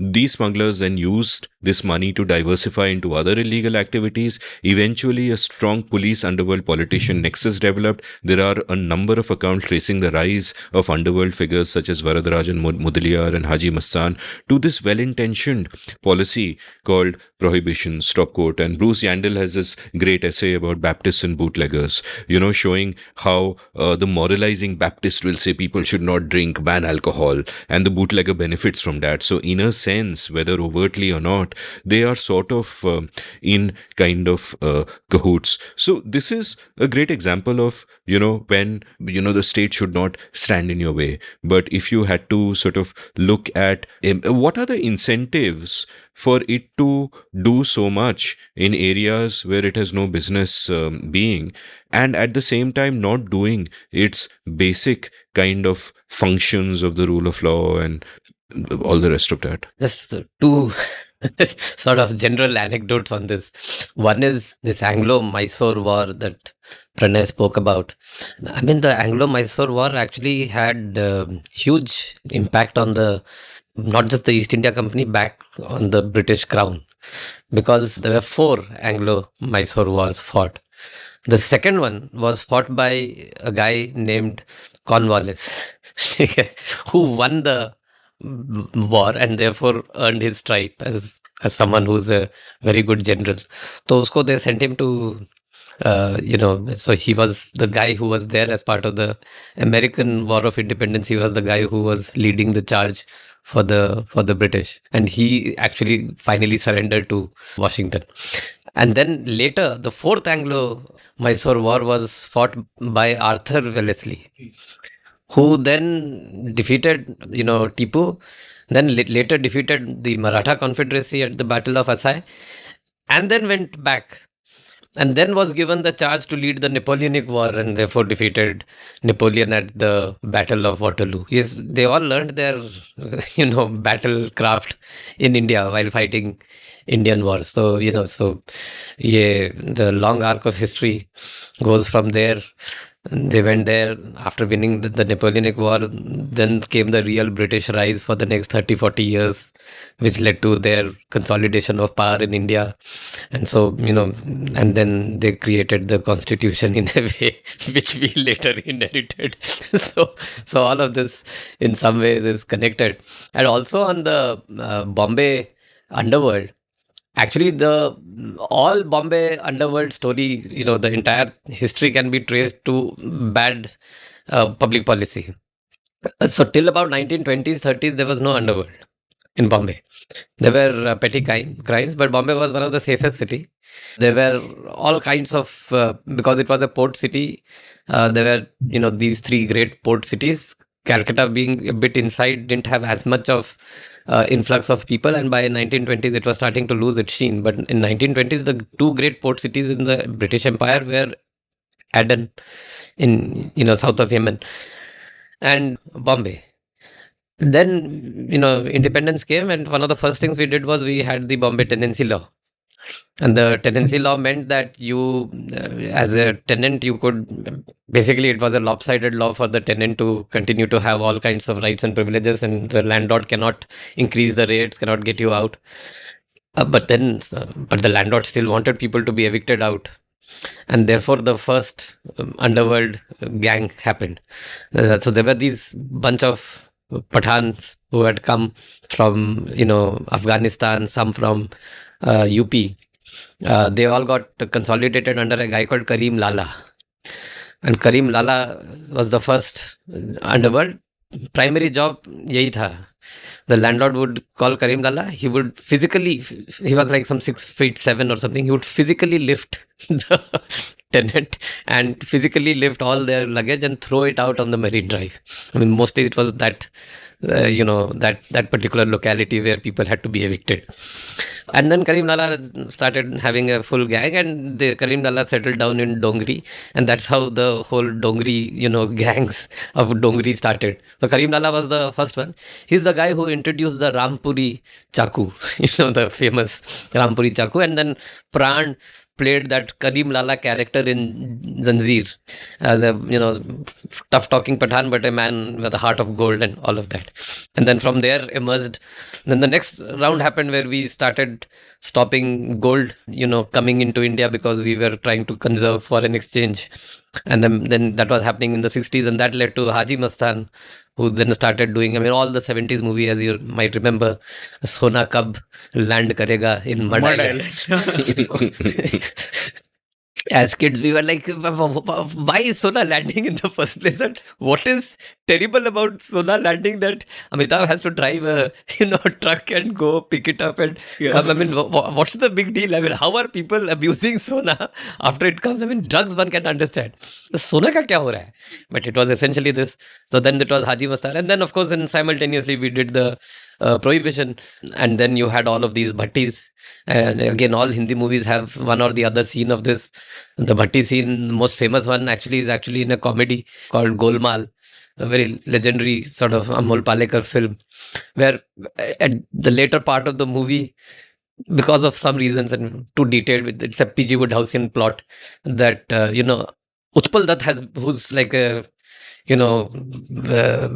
rich guy, very well respected member of the society. For some reason, he's in the police station and only in his banyan, and he's sitting. And he's sitting really angry there. And, Kesto Mukherjee, this guy who forever plays drunk in Hindi cinema, he comes and sits next to him because he's also been apprehended for some reason. And this guy Utpal Dutt looks at Kesto Mukherjee like, who's this guy who's come and sat next to me? And then Kesto Mukherjee also looks at him. And the only question Kesto Mukherjee asks is, Tumhara bhatti kahan hai?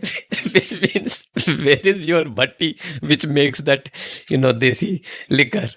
So, the classic sort of default thing that was that if this guy is sitting in the police station, clearly he was running an illegal bhatti.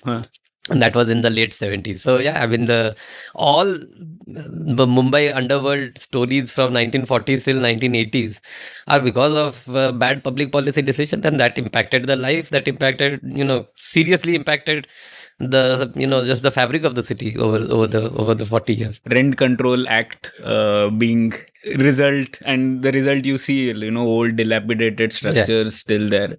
But just on that point, again, there is a very nice story in Rohit Day's book on the People's Constitution. Again, first of all, by the way, both Gold and Prohibition was done by Morarji Desai. In some way was there for this, but so he should get the title of banning most victimless crimes.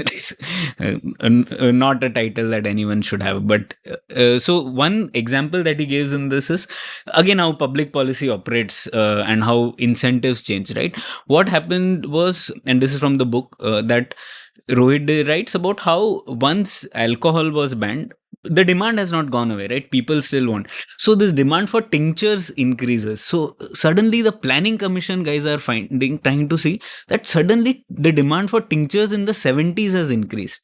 Now, by that time, tinctures were no longer in fashion, right? Modern medicine has come, and they were trying to find out what is the reason. And turns out a lot of these were just alcohol with something else, that suddenly the demand for that rose. There were in fact eardrops and eye drops in which there was just alcohol, and people were just selling that, right? So again, like in a centralized state mode, you can ban something, and we have many examples of how bans don't work. But when you think about this, people respond in very different ways, and if there is a demand, people will find ways out. And that, I think this is one central idea that most of us in India still don't get. We still think the state is on the right side when it does a ban of this sort. But just this example again shows, literally people are using eardrops for alcohol. How are you going to stop that? So, yeah. No, man, I've written a bunch of pieces on how banning victimless crimes can have exactly these kind of inevitable consequences, unintended but inevitable. And you can anticipate them. You can anticipate them. And I'd also commissioned a bunch of pieces when I was editing Pragati, and that I'll sort of link all of those. And here again, there's another fundamental fallacy that comes into play here, is that when we see something wrong with society, it has kind of become a default mindset in India that the state should solve it. Always the state is a solution. But for a lot of social problems, the state is not going to solve anything. It's probably going to make things worse. So, a lot of social problems like alcoholism, for example, have to really be solved, within society. The state can't really step in and play such a part there. And I'll, before we go in for the break, I'll counter to you guys with another story, which is, when you spoke about all those wars in the 18th and 19th century and the consequences of that and all of that. And I think I might have asked this as a quiz question to you, that, in the mid 19th century, there was a sudden boom in American industry because a lot of companies in the Midwest, apparently, if I remember correctly, were manufacturing ice and shipping it to India. And what is the reason for that? If you haven't heard this, dear listener, please pause for a moment and think about, what India could have had to do with the US producing ice. All right, pause. Let's continue. The reason is that there was a massive problem that our colonial rulers were facing with malaria. And one good treatment against malaria and a preventive was quinine. But quinine on its own was bitter and unpalatable. So quinine was therefore took the form of tonic water. And the typical way that it would be had in India in those times was gin and tonic. And you needed ice for gin and tonic. And that ice came from America. Because remember, we have normalized so much progress, but no fridges. So back then. So Actually, just on that ice trade, there was this company in New England which actually would cut ice from the, frozen lakes during the winters. And then, roll it in all these sacks and have all these anti-freezants, dry ice or whatever, the salt mostly, and they would transfer this, and this was one of the biggest trades happening between America and India. And if you read Amitabh Ghosh's Sea of Poppy, the Ibis trilogy, the Sea of Poppy, the first few chapters are about the ice trade. That the ice is coming, some of these lashkars come there, and then another thing goes, which is typically the opium or indigo, which goes to China. I mean, that was the sort of the circuit. And so he's actually written 2-3 chapters in which there is constant reference to the ice trade happening between India and the US. Raghu, how you know so much? What is this? We'll go in for a break, but before a break, you guys mentioned a bunch of things I've done episodes on, so I'll quickly point out, I'll link them in the show notes. One, about how we will often transplant a policy that has worked in some other country and bring it here. Economists have a phrase for it called isomorphic mimicry. And I'd done an episode, I think, called Premature Imitation with Shruti Rajgopalan and Alex Tabarrok, so do check that out. You mentioned property rights. I'd done my first 1 hour episode. Before that, everything was 20 minutes, 25 minutes. My first 1 hour episode and sort of a quote-unquote deep dive in those times was episode 26 with Shruti Rajgopalan on property rights, which, both of us realized while doing that episode that, hey, why were we cutting our conversations off? This is so much fun. And finally, there's a really short episode. I think it's with Alex Tabarrok on rent control, which would have been 15-20 minutes. I will link that also from the show notes. And for now, let's take a quick commercial break. Long before I was a podcaster, I was a writer. In fact, chances are that many of you first heard of me because of my blog India Uncut, which was active between 2003 and 2009 and became somewhat popular at the time. I loved the freedom the form gave me, and I feel I was shaped by it in many ways. I exercised my writing muscle every day and was forced to think about many different things because I wrote about many different things. Well, that phase in my life ended for various reasons, and now it is time to revive it. Only now I'm doing it through a newsletter. I have started the India Uncut newsletter at indiauncut.substack.com, where I will write regularly about whatever catches my fancy. I'll write about some of the themes I cover in this podcast and about much else. So please do head on over to indiauncut.substack.com and subscribe. It is free. Once you sign up, each new installment that I write will land up in your email inbox. You don't need to go anywhere. So subscribe now for free. The India Uncut newsletter at indiauncut.substack.com. Thank you. Welcome back to The Seen and the Unseen. I'm chatting with Pranay Kutasane and Raghu Sanjaylal Jaitley about their brilliant book Missing in Action, but about public policy in general. And when we just went for the break, Pranay cunningly reminded me that he hadn't answered the question I'd asked just before the break. So I'll ask it again, that in terms of, where the state does what it shouldn't and where the state does not do what it should, what are the incentives at play that drive them in these directions? I mean, there are obvious rent-seeking incentives, for example, in terms of where it interferes, where it should not. But, just give me an overview of the different kinds of incentives at play. So I'll try to summarize some of the work around this that I have read, right? So one of the important works on this is by Devesh Kapoor, very well-known political scientist, and he has this excellent chapter which I think everyone who's even a little bit interested in public policy should read. It's called Why the Indian State Both Fails and Succeeds.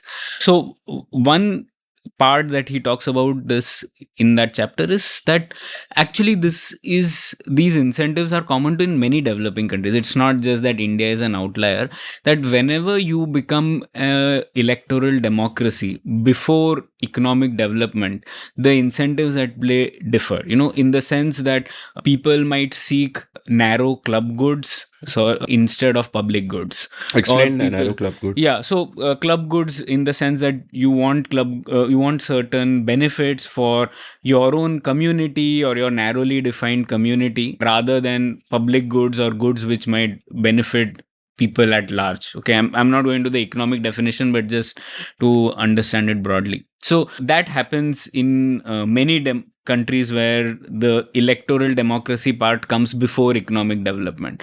And I think that is what we are also contending with.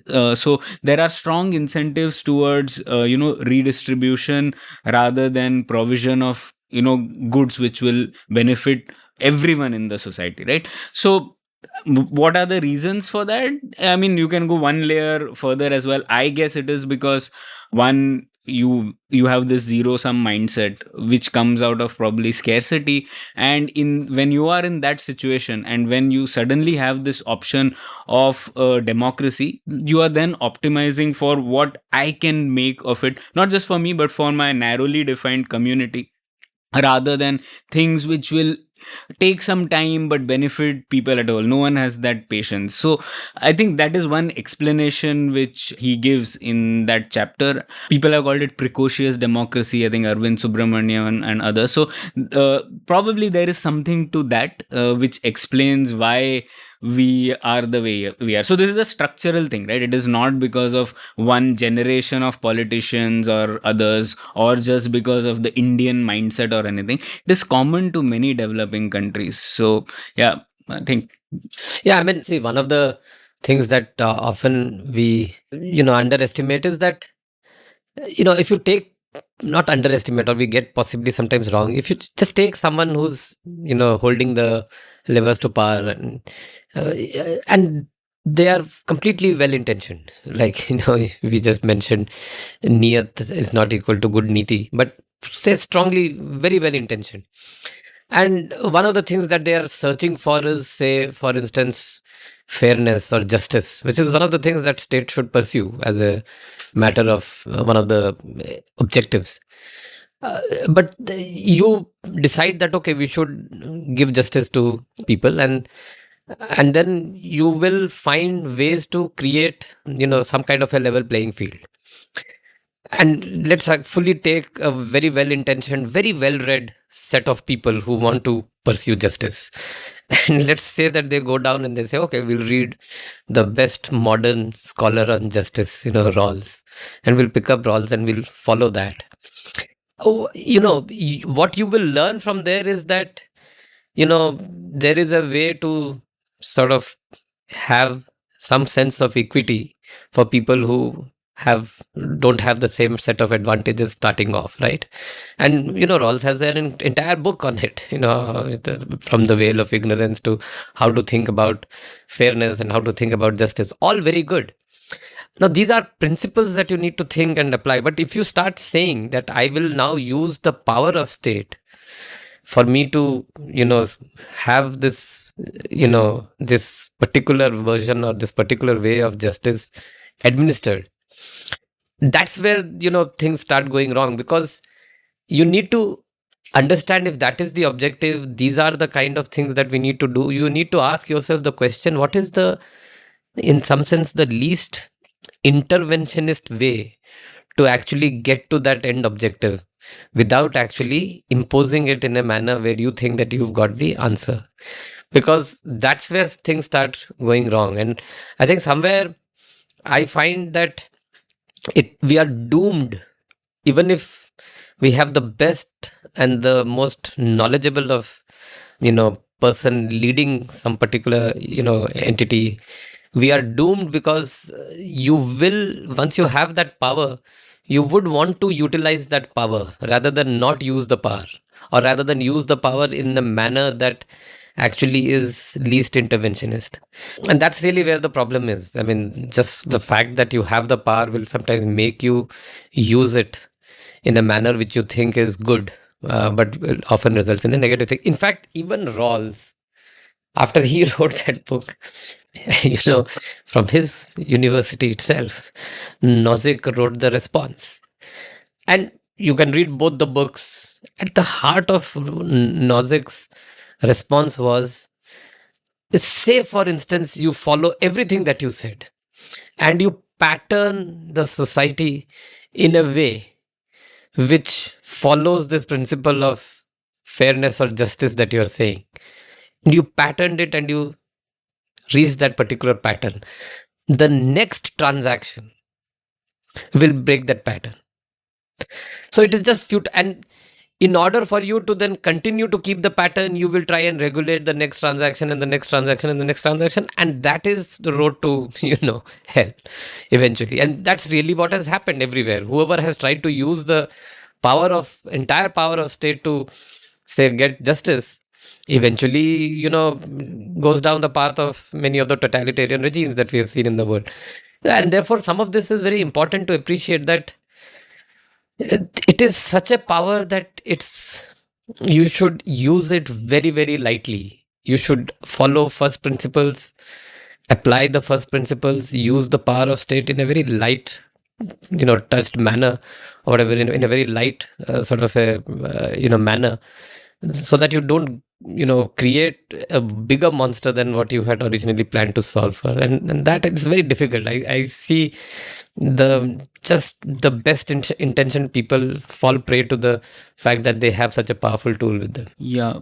And to add specifically to the Indian context, this was like in general, both of us talked about the state as an institution. But the Indian state, and we've talked about it, Amit, earlier, about how the Indian state, the Republic of India, came hard coded with this social revolution algorithm, right? That there are lots of things which have happened in the past and they need to be set right. There was discrimination, there was lots of bad things, right? And the state took it onto itself to be the primary change maker for all of this, right? So when that happens, and that has brought in great things to India as well, right? We've suddenly moved away from what was there pre-independence. At least that vision was there. So because so that is a positive side, but right, but the other side of that is precisely what we were talking about, that the state can be drawn into anything that you can virtually think of, because it is the chief agent of social change. That's how we've conceptualized Republic of India, right? So it is, I mean, if you take a broad sweep of history, yeah, it has been on the positive side, better than what we had in the past. But there are always trade-offs in public policy, and one trade-off is this, that we unfortunately end up with a situation where state is the starting point for any change that you want to bring out, and we then have to figure out what are the other ways that it can deviate. So the default is always the state, and then you have to find out other ways. So that, I think, is an Indian context answer to why we approach what the incentives that are play are slightly different. So I'll drill down with a further question, but first, just for my listeners to contextualize Rawls and Nozick, and you've also done that in your book in a very lucid way. I always say that Rawls's book, A Theory of Justice, and Robert Nozick's book, Anarchy, State and Utopia, are two books you should always read together, because they are coming at, in a sense, the same problem from two different points of view, and it's just remarkable reading. And I, of course, tend to side more with Nozick, but both were great thinkers. Just to kind of summarize, Rawls came up with a formulation of what he called the original position, where he said that imagine that you know nothing exists and you there's a veil of ignorance in front of you. What kind of world would you want to live in? And therefore everybody would know that they can be among the most disadvantaged, and therefore they would want a world where the most disadvantaged are not that badly off, are doing fairly well. And for this he arrived at his second principle, which is maximin, which, in your words, quote, the logical choice for all of us would be what he called the maximum strategy that would maximize the conditions of those who have the minimum. Why? Because when the veil of ignorance is lifted, we wouldn't want to find ourselves to be the most disadvantaged in a society that doesn't care about such inequality. This gave him his second principle. The social and economic inequality should be arranged only to provide the greatest benefits to the least advantaged. Stop quote. And leaving aside the issues I have with using the term inequalities instead of, focusing on poverty, the main issue with this is means versus ends. And as you point out, one of the Nozick's fundamental points was that if you are going to redistribute, then the means of redistribution have to be legitimate. And according to him, there were three legitimate means. One is if nobody owns something and you use it, and, you can acquire property that way. In the modern world, there's hardly any way like that. Second, a voluntary transfer of ownership between two consenting parties, and third, a redressal of a past injustice in acquiring or transferring the holdings. But apart from this, if everyone is in a state of perfect equality, any transaction that you make immediately changes that. I forget which example Nozick used in his book. I read it ages ago. Was it the basketball player Will Chamberlain? I think the Will Chamberlain example. Yeah, Yes. where if Will Chamberlain is at a basketball game and all of these people buy tickets to go to the game, all that money goes to Chamberlain and the organizers, and all of these people are, $100 poorer or whatever it costs.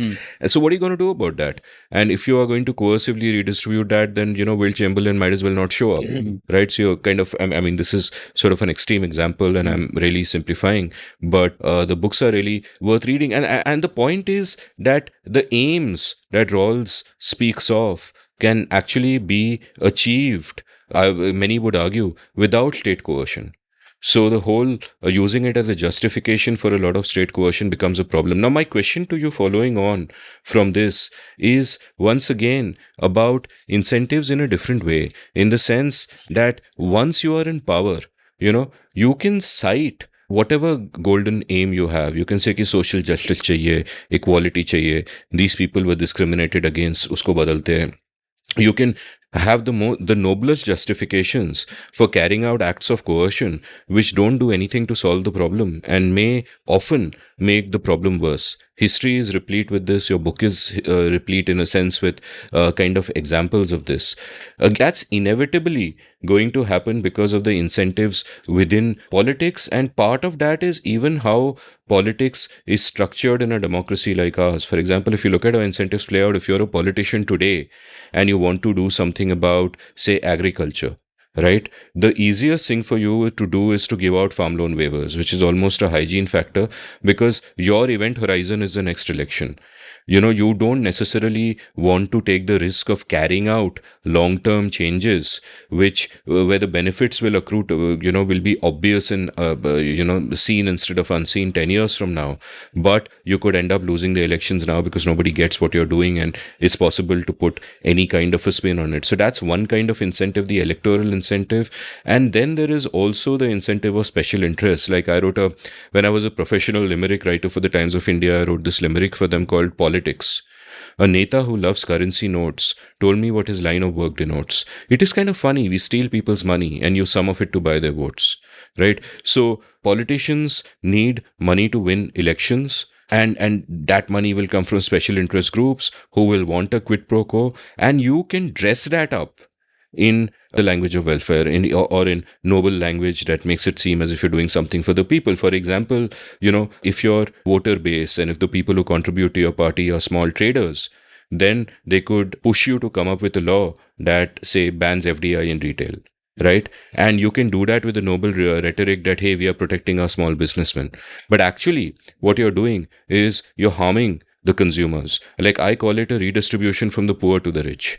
Right? If I'm a local trader and you are a trader, Pranay, from outside, from China, who can come and sell something 2 rupees cheaper than me, then what is happening is all the consumers are paying me 2 rupees extra. They could have kept that 2 rupees. It could have gone back into the economy, generated wealth, generated jobs. That's unseen.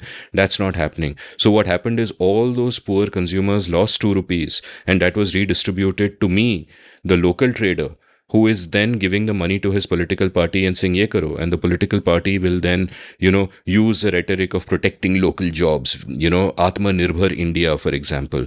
And it harms the people, it harms the many for the benefit of a few. So these are different kinds of incentives. These are not really part of the design of the state per se, but, part of politics in a sense. So what are your sort of thoughts on this? Yeah. So again, I think my primary position is that we go back to the Overton window and the fact that it depends on what we as citizens want from the politicians. Like, I mean, a politician can tell any story and justify that, right? They really do that well. So it's the question of what we position as demands that matters. And that's why our role as citizens, as people who are aware of public policy matters. So this is a classic thing about stationary versus rowing bandits, which Manker Olson talked about, right? So there are examples where politicians are also like stationary bandits and not like rowing bandits. There are many examples where things have happened, where people look at the long term, where people overcome concentrated interest groups and take action which is largely for the benefit of everyone, right? So there are examples of pro market reforms in India as well. There are examples of our tax rates going down from what they were earlier at a high rate, marginal interest rate of 97.5% to now whatever 30%. It has benefited so many people, right? Again, we can argue that earlier it was only benefiting. Quick question: the pro market reforms really came from a bunch of elite reformers, right time, right place, right crisis at that time. They managed to get it through. Can you think of something like that coming from popular demand? Coming from because our popular contention demand. right now is that we want to educate the masses so that you change the demand side of the political marketplace. But can you think of such changes emanating from the demand side rather than elites who happen to be there? And we are very lucky that Manmohan and Montek Singh Ahluwalia and all of those guys were there. But can you think of something like this in an Indian context coming from the demand side? I mean, this particular point on the demand side cannot be on specific agenda, and in the sense that you have to ask yourself this question, and I think there is some amount of study now done that since the 90s reform, mostly politicians who have lost re-elections have lost it because they have actually had an economic growth percentage that has been lower than their previous 5 years. I mean, during their term than in the previous 5 years. And broadly, that data holds. 2004? I'm saying if you take all state elections, or the whole bunch, not just the national election, all the state election. I think there are old columns of Swaminathan S. Iyer where he has done this, and I think he's quoted somebody else. So it is broadly true that people have said now that if you give me stronger economic growth, I will vote you back into power. That's like, if there is a specific agenda, it's very difficult to sometimes say that, because no polity speaks in a single voice on any topic, that there is mass consensus that this should be, this is what we need to do. It's very difficult to find, except some, defense or some such issues.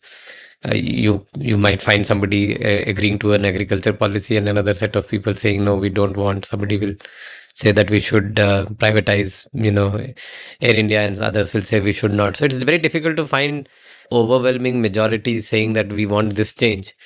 But you can make this out by looking at, for instance, the point that we made, that the reason why sometimes government or some state governments or some people, try and fudge the data on growth is because it's very important. You can't show that growth is flagging in under you because that the public will punish you if the growth is not strong enough. And that's a good indicator of what the broader public demand has been, that you have to either show the growth or you have to do some things to make sure that the numbers are looking good.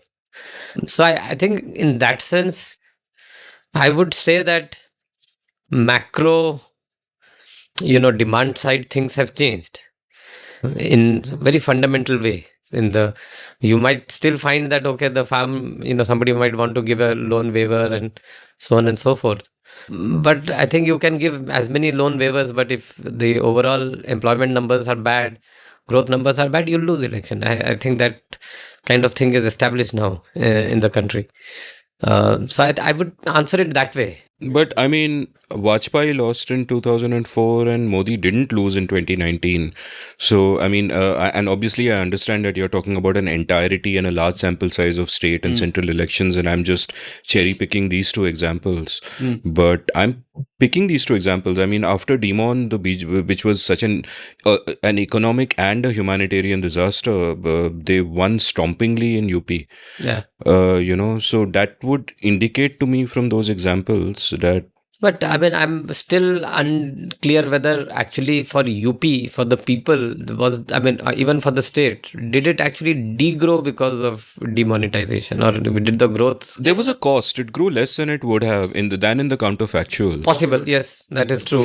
At least. But the UP election was very, very immediate. I mean, maybe it was 6 months after the demon. So I don't know. I don't know, man. I mean, I don't think it is a case that the people in UP thought that economically it was a good measure. I don't think so at all. I think other factors like Schadenfreude and that others Possible. were hurt more than them and local factors played into it. But Yeah, I don't think anyone was under the illusion that it's going to help the economy in any way. Even that's true. But I don't think the economy of, say, UP or between 2014 to 2019 of India was so badly mismanaged, at least on the broad metrics for ordinary people, that they would say that we'll punish this.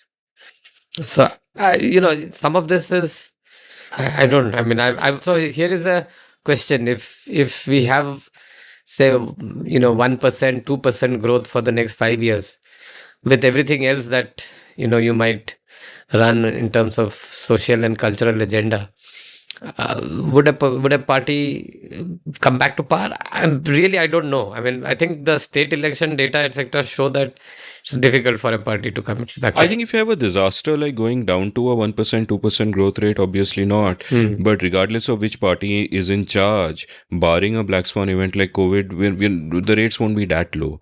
I mean, I get your broad point. Like, just to sort of paraphrase it and tell me if I've got it right. Your broad point is that whereas the public's desire for good governance may not reflect in their demand for specific policies, it reflects in their demand for economic growth, which is the right priority and which forces governments to do good governance in chasing that economic growth, is what you're saying. At an aggregate level. At an aggregate. But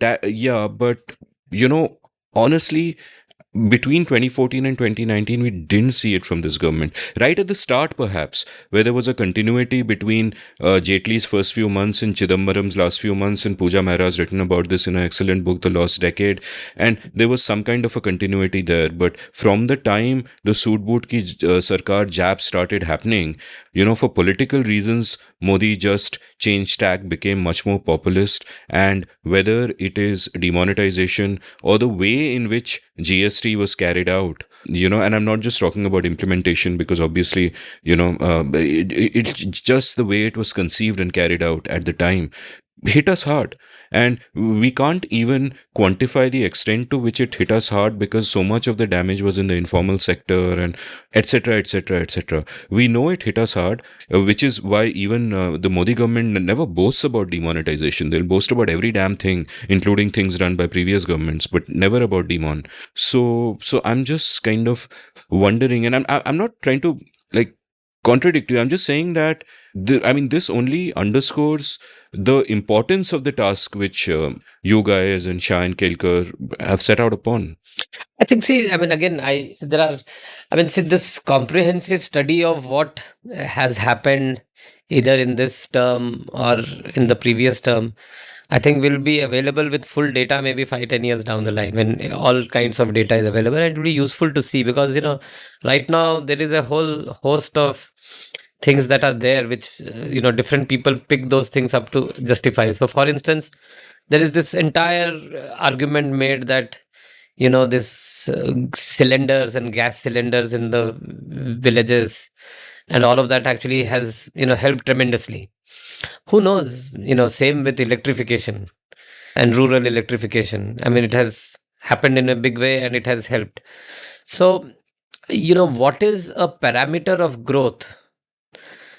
While we say on one hand some of the informal sector might have been impacted badly, in some other respects, they get the advantage of some of these things. So, we'll have to see this in its entirety, because my general sense is that people are not of the kind who will forever get swayed, not for 1, maybe 2, 3, 4, if you include state and general elections for many of the states, for the same set of what you might consider non-economic matters. It may be one election or so, you want to teach some lesson, there is some issue like corruption, there is some issue which polarizes people. But for 3 or 4 elections, if they are voting on a certain way, you have to admit that there is something which has, at least in my thesis, that there is something that is happening which is making their lives better. They are not eating and drinking and, breathing this, sort of intangible, which is, showing some other side down or increasing your pride about yourself and your past. That can be there, but your life tangibly has to have somewhat improved for you to actually digest that other message also. That's, I mean, I therefore I'm increasingly asking this question that we should be collecting more data around some of these points to understand what is happening on the ground. One point to add, first of all, yeah, that correlation between economic performance and political winnability is also difficult because the effects of good reforms are generally delayed on the economic side, right? So 2004 probably our benefits were felt later on, right? The golden decade that we had was from 2003 to 2011, right? So that complicates it. But I was thinking about your question, what are some public demands? So one thing broadly is also that all these are diffuse demands, right, by definition. So but you can see some examples, like even we take the example of prohibition, which we started with. Most states in India don't have it now. So now it's very difficult to say that there was no what you call dharna that for we alcohol. removed. Yeah, there was no dharna for alcohol, but it is only there in 3 states now, right? I mean, a dharna was planned, but no one showed up because they were too busy. Correct. So yeah, because it's the same thing, right? It's a diffused interest group, so by definition no one is going to do a dharna for this. But the fact that it doesn't exist in most states tells you something, right? If it were popular, then most states in India would have had it. Also, I mean, just going back, and I mean, this is one of the things which I started with, which is that Jatna Puja Sadhu ki. I mean, one of the things that both of us do as much as possible is just read everything. I mean, or at least imbibe everything to see kya kuch hai ki nahi. And the other thing is just look at the data without having too many ideological blinkers. I mean, none of us can be freed of completely of ideological blinkers, but Now, I've been tracking credit growth data for the last 24 months. Now, pehla 12 mahine, just after COVID, the first quarter, second quarter, third quarter, I said, okay, there is a base effect. That the previous 12 months, there was not much of credit offtake, so the credit offtake is good. Now, last 3 quarters, some of the base effect is starting to go off. I look at the MSME sector credit growth, I look at the small corporate credit growth, small farmer credit growth, and I'm taking only non-food credit growth. The numbers are in 25 to 40%. That is the sector that we often think has been impacted most because of either COVID or demon or GST. So now, how do we explain 25 to 40% credit growth? Because 25 to 40% credit growth is, I mean, you take credit when you are optimistic about your future. You have confidence about your current balance sheet and your business, and only then. And banks are having the best, most pristine balance sheet at any time in the last 20 years right now. So banks are not being indiscriminate in giving credit. Banks are underwriting these guys after fully appreciating their risk profiles. So with a fairly stringent underwriting regime, credit growth for that sector is 25 to 40%. One has to investigate what has happened. Now, there is some people say that actually the benefit of GST finally being implemented is working. It's easier now. I mean, you might have had questions around implementation, around glitches in systems, etc., etc. Some are saying that it's just good fortune that we are now in a situation where there is clearly China plus one playing out. But even for that to play out, you have to be ready with the opportunity to cash in on that. And then some are saying that actually the ease of doing business stuff, that where our ranks have gone up. Initially, it was believed that we were just writing the question paper well and getting our ranks improved. Maybe it has started improving it. So sometimes when one looks at these kind of data, one then has to be a little more open-minded about things which might actually be working on the ground, whether intentionally or otherwise, whether through some other means. You can attribute multiple reasons to it, but then the data is data. So my sense on some of these is that, like Pranay said, some of the good policies or actual benefits of the policies play out in the longer run. Maybe the first 2 years were bad because GST was difficult to implement. We had too many slabs, and that automatically meant a more complex system implementation. But we have implemented it and it's running.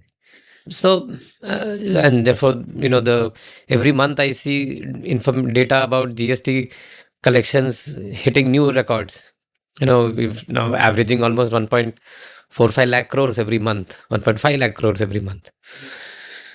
So I feel somewhere what is working on the ground economically and what data and evidence we have, I think there is a lag.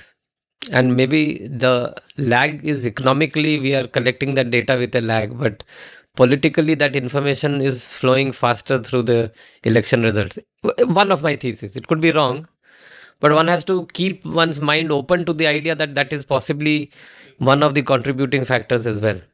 And on that GST point, right, I'll just again add, I think that's the difference between, say, an academic and a policy analyst. Again, you will look at the trade-offs, right? So you will look at, was the world better without GST compared to with GST? There's no good or bad, it's just better or worse.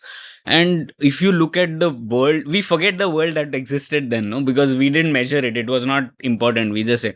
So just the fact that every market of the state was different. You had those check posts. Octroi, Naka.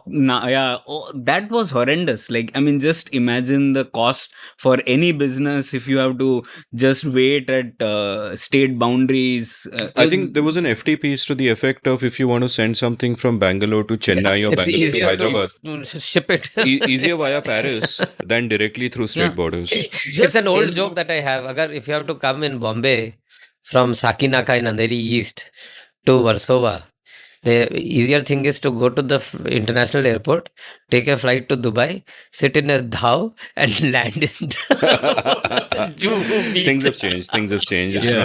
They have metro right outside my house. Yeah. Snap, it'll take you to Sakinaka. Because earlier crossing east to west in Bombay was worse than going south to north or whatever. Anyway. So just that benefit alone, like, I mean, there should be some studies to calculate the economic value generated out of this. I haven't come across. Macro points hai na? That will be really big, right? I mean, the macro point is there. I mean, again, who do you attribute it to, right?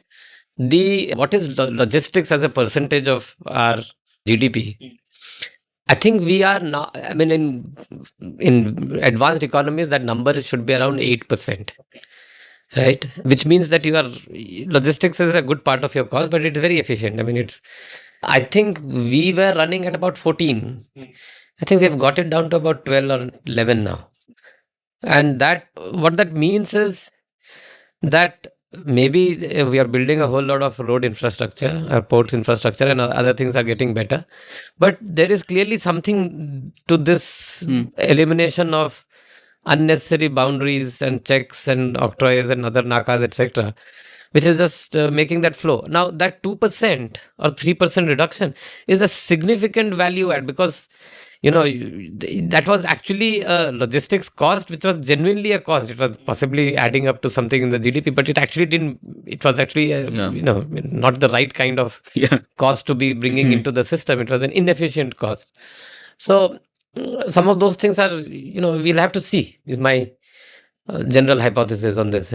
So I have sort of three points to make, and maybe the third leads to a question. I'm not sure yet.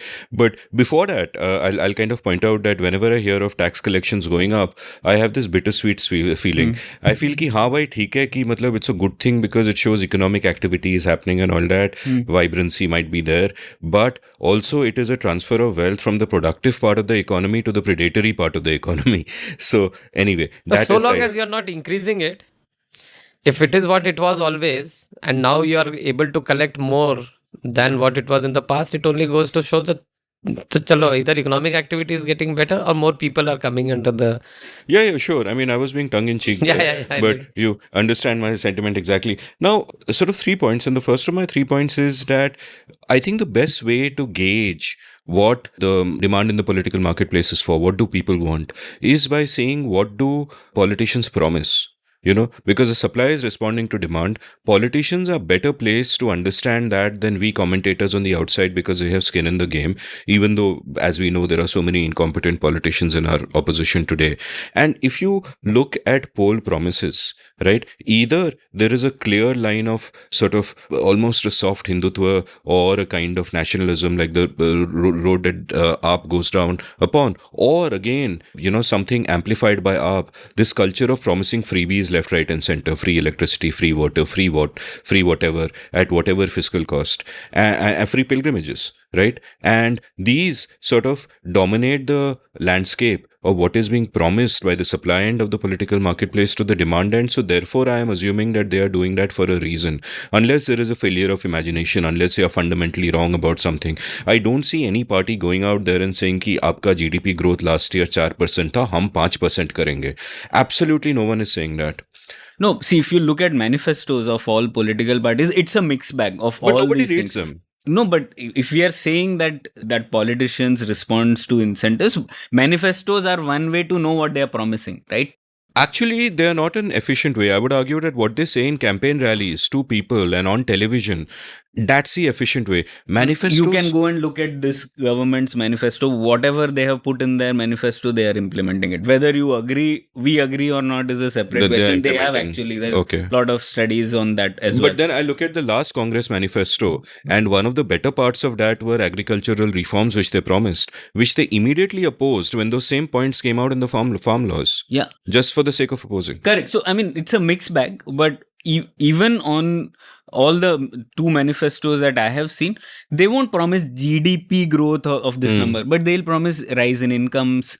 For agriculture also, I think even in the campaign rallies, the PM had a statement, right? I'll double your agricultural income. So they do talk about incomes plus all the other things which we won't agree with. But there is always this idea that your lives will be made better off. It's not expressed in GDP, but it will be through incomes. And often, like, we are going to the central paradox, right? There is more demand for redistribution than public goods or law and order, so those kinds of things will be promised, right? So maybe we will have more government jobs, we will have more people in the government, but all of them relate to this idea that your incomes will rise, your future economic prospects will be better than what they are, through ways and means that we might not agree with. But there is definitely, if you look at all manifestos and even promises, that element is there. But those promises are Neeyat and not Neeti.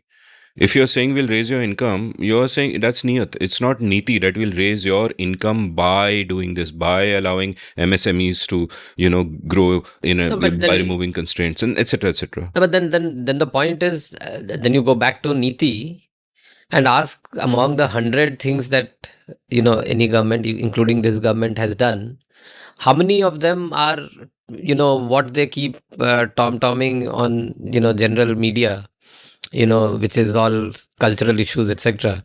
And how many are concrete, issues of economics, right? Or of development. And you will find that there are some 5 headline things which we might completely disagree with, and that's a different point.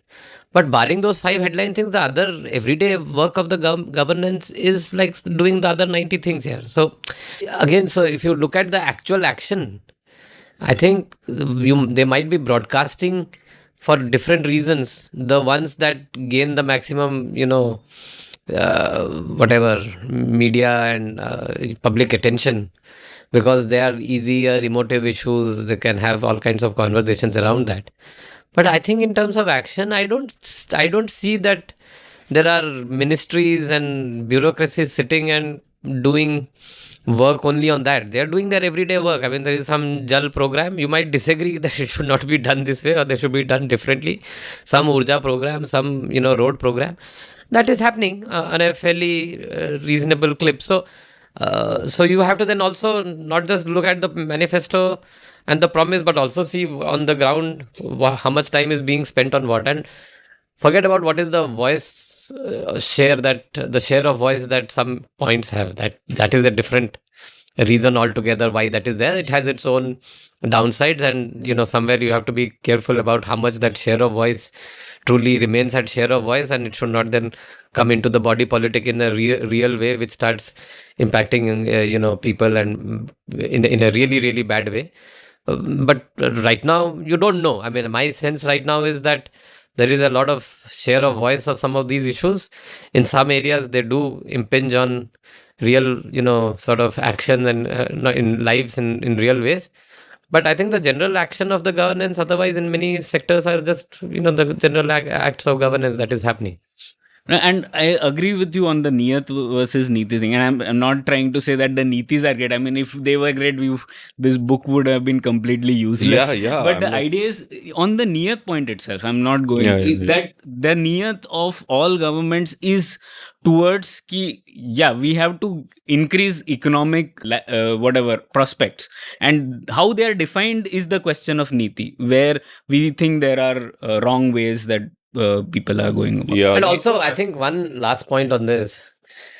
See, I think I find that, and this is a broader point, that just the natural progression of any party that starts becoming more and more dominant. If democracy works in the way it works, it should have greater probability of losing the next election, because there are some very real reasons for it. One real reason is your incumbents don't want to leave. They keep winning. Then people who are below, they find that, of belonging to the same party, that they have no prospects. Right? And then they have to make that choice, that is the party winning because the party has become so strong at a macro level that even if I jump out of this, they will continue to win. Or is the party winning because I do all the hard work on the ground? And if I start moving out, then the party will not win. Now, we might be in a place today where, it is still that the party will win regardless of who the candidate is. But, after one round, two rounds, maybe the third round of election, this starts fraying. People, forget about people wanting a change. The people who are aspiring for power will say that I want to be out of this, because otherwise I'll never get access to power, because there is just one party. Unless they keep distributing goodies in the way that they can keep everyone happy, very difficult. Even in a totalitarian regime like China, it became difficult. But there are also a combination of actuarial odds and game theory. Actuarial odds because the people in power tend to be kind of oldish, and that they won't be around forever. And game theory-ish because you want to be the survivor who is jostling for position when those guys are gone, and jumping ship may just leave you ghar ka bhi nahi, ghat ka bhi nahi. Yeah. So then that choice you have to keep making. Now, I would argue that more and more you will find that, see, it's not even a matter of, 25 years later. If somebody who has some ambition finds that at least for the next 10 years it is blocked, then they would start thinking about alternatives, because what's the point of waiting for 10 years till this guy goes? Because for who knows, after 10 years, the whole sort of... I'm skeptical about anything happening at this point in any time close, because anyone who's tried to defect from the BJP, for example, has basically got rogered. No, I'm not. What I'm trying to get at is the broader point of democracy. The broader point is that the party today has this confidence that they will win regardless of who they put up, and therefore it can be reasonably confident. As they get into the second electoral cycle, the third electoral cycle, they have to constantly find reasons for them to be continue to be viewed as a good party, that they should be voted back, and so on and so forth. And that is where they will have to start showing performance. And you just can't back yourself on some of those emotive issues, because that can take you only that far. Plus there are natural pressures of democracy where others will be wanting to have their chance, etc., who will go out if you don't show real performance. So it is in some ways a necessary requirement for the party by the time that's hit the second or the third, that boss, we need to start showing real results on the ground, because that gives us greater continuity, possibility of continuity, than some of the other issues.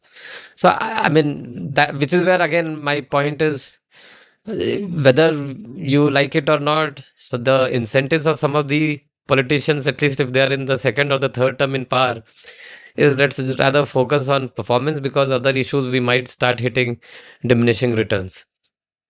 Fair enough. Now, the second and third points I was making, and they kind of bleed into one another, so I'll kind of go over them quickly before we move on. And the second point was that,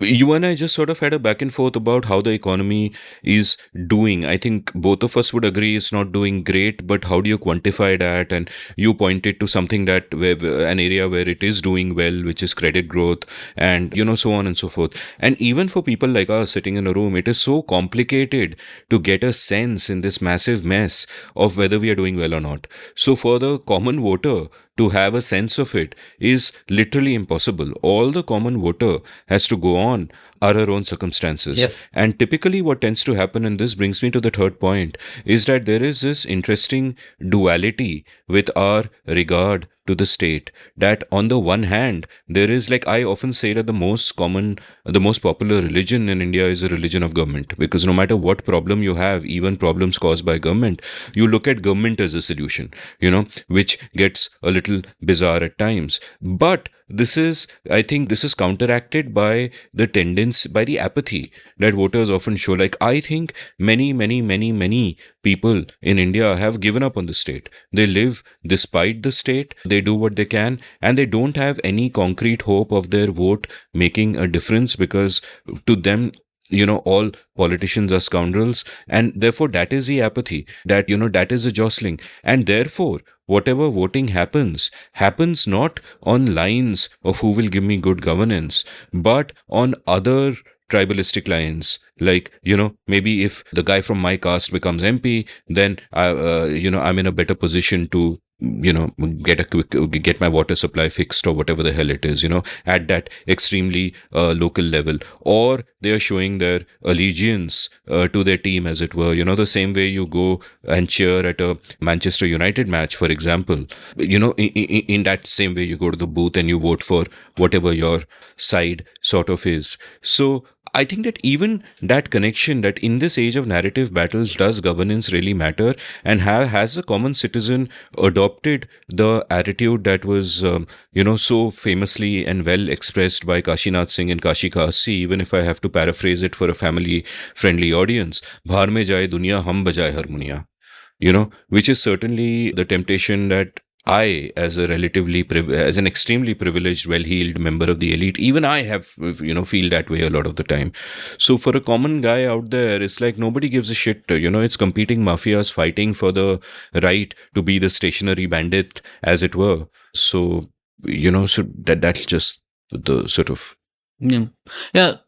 No, that ties into what we were discussing earlier, that the people, or all of us, are apathetic towards not the state as a whole, right? If we are to take that proposition, they still want something from the state, but our conception of what the state should give is not public goods, public services. So we are apathetic in those core areas, but we still want the state. Everyone realizes that state is an really powerful instrument, and different people want it to achieve different goals, right? And like I was saying, it is not just for India. For generally, there is this idea that in many places where electoral democracy comes first, there will be this tendency to have things which meet my narrow private interest or my community interest rather than as a whole, right? So I would just add that qualifier, right? So no one has given up on state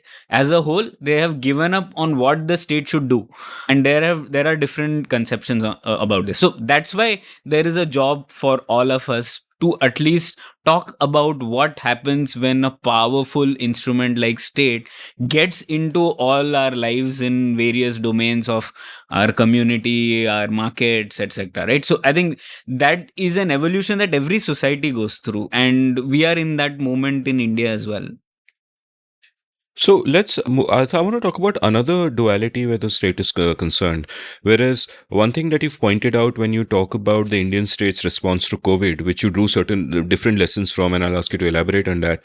But the first point I want to focus on is, on the one hand, you speak about how the state is effective in reducing avoidable deaths. So I'll quote from your book where you write, quote, "There's a generally held view backed by the evidence of a huge number of avoidable deaths that the value of life is cheap in India. However, this isn't entirely true. There is also a counter narrative of multiple success stories, large-scale vaccination programs, reduction in infant mortality, and control over communicable diseases that suggests the state is effective in reducing avoidable deaths. Also, there's a collective memory that's still fresh among people in the administration of outbreaks going out of control. All of these meant that the state had the will and the people were willing to live with a complete lockdown," quote. And you stop quote, and you wrote this in the context of how they had the will to put the lockdown out there, and the people largely accepted it. Now, what COVID showed, and I wrote a column at the time for the Times of India called "We Are Fighting Two Disasters, COVID-19 and the Indian State." And my point was that COVID-19 was a seen disaster. It was upon us, and the Indian state acted quickly. They messed up a lot of things, which you've also mentioned in your book, but they also acted at a with a lot of speed, at a kind of big scale, etc. And it's a seen disaster. But the unseen disaster is the dysfunction of the Indian state, which we have completely normalized. Like some of the statistics I gave in that piece were 3,000 children die every day in India from starvation. 1 in 4 Indian children are malnourished. Now, if there happened to be some natural disaster which was killing 3,000 children a day, the UN would be up in arms, the WHO would be here, it would be an international calamity. Even American newspapers might start to report something of that magnitude. But it's normalized. It's an everyday thing. It is part of what it is. And we don't even notice. And this, I think, plays back into the apathy that I mentioned that is kind of ingrained in all of us. So there are these sort of dual aspects. And we are speaking in dual aspects. We are speaking about how some things a state should do, it doesn't do at all. How some things it should not do, it is meddling in many, many things where it should not meddle. Now, this is another sort of duality. कि ठीक है, crisis आ गया, it's a visible crisis. They acted, and I still feel they could have, they messed up a lot of things like the migrant labor crisis and all of that, which you've also written about in your book. But the state was visible. But in so many other areas, the state is invisible. And if we hadn't normalized them, they would count as a natural disaster. Yeah.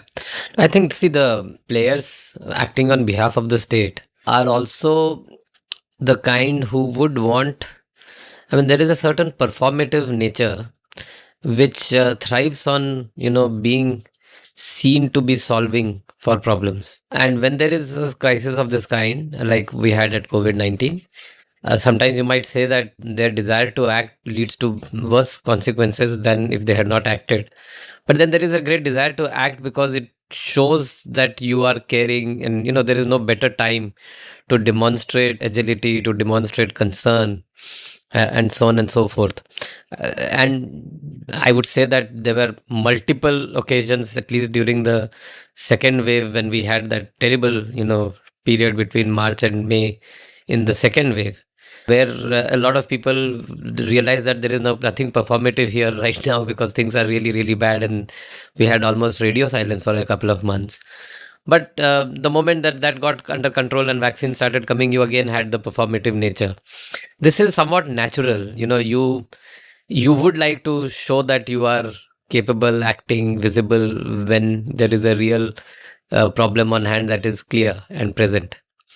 But the other problem that you mentioned, which is the 3,000, deaths every day of children. Now that's, it's not, there's nothing performative. It's so spread out. It's happening at different levels, at different houses, in different taluks and different districts, that it's really not, in some sense, tangible, real for a lot of people till you bring the data together.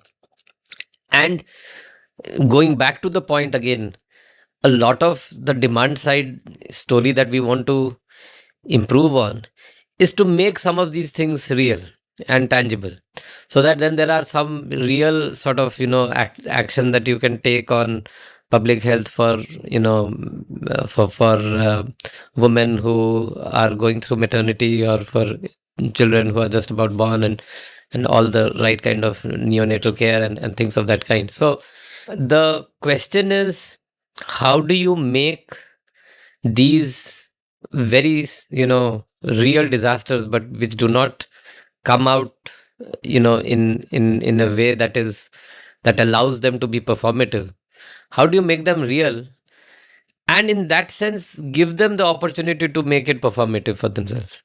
If you are able to do that, then they will try and solve those problems also. I mean, one of the reasons why I think that often in this government, and maybe in the previous government also, the surface transport minister often was getting decent credit. Maybe because the transportation and the surface transport minister is actually more competent than others. But it's also because, we can see the tangible. So that is one of those cases where even if there is no crisis, the nature of the work is visible. You start building good roads between two states, 10 people will come and tell you, boss, 6 years back I used to drive, it used to take me 14 hours. These days it takes me 6 hours. It's clear. Now, this was very easy. We could have done this elsewhere. Now, what is the equivalent for, say, the children's death? If you can make the problem statement more specific and tangible for people to understand and then demand for it, you will find that the politician will respond to that incentive. And it's a sad thing that they should do it on their own. But then, there are many things everybody should do, right, in an ideal world. But is there a way that we can articulate this in a manner that makes it important for them to do it? Because if they solve, they appear as, as stars or heroes. If you are able to do it, you will get the right incentive. Just one point here, like, see, one of the things that I often have asked in the past also, that, okay, I mean, and I think now we are starting to get this articulation somewhat better, is one of our big, reasons for current account deficit is the oil bill that we have for imports. It's large. We are largely dependent on imported oil. And my general question is, anyway, the world is talking that we should go for green, alternative energy, renewable energy and everything. Everybody supports that. We might get even good, at fairly good funding for many of these things. And in a sort of a very sort of double whammy in a positive way, the more we go towards a renewable energy economy, we'll continue to have lower current account deficit because our import bills will come down, right? I think only now somewhere these two things have started coming together in the minds of people. At least that's how I read it.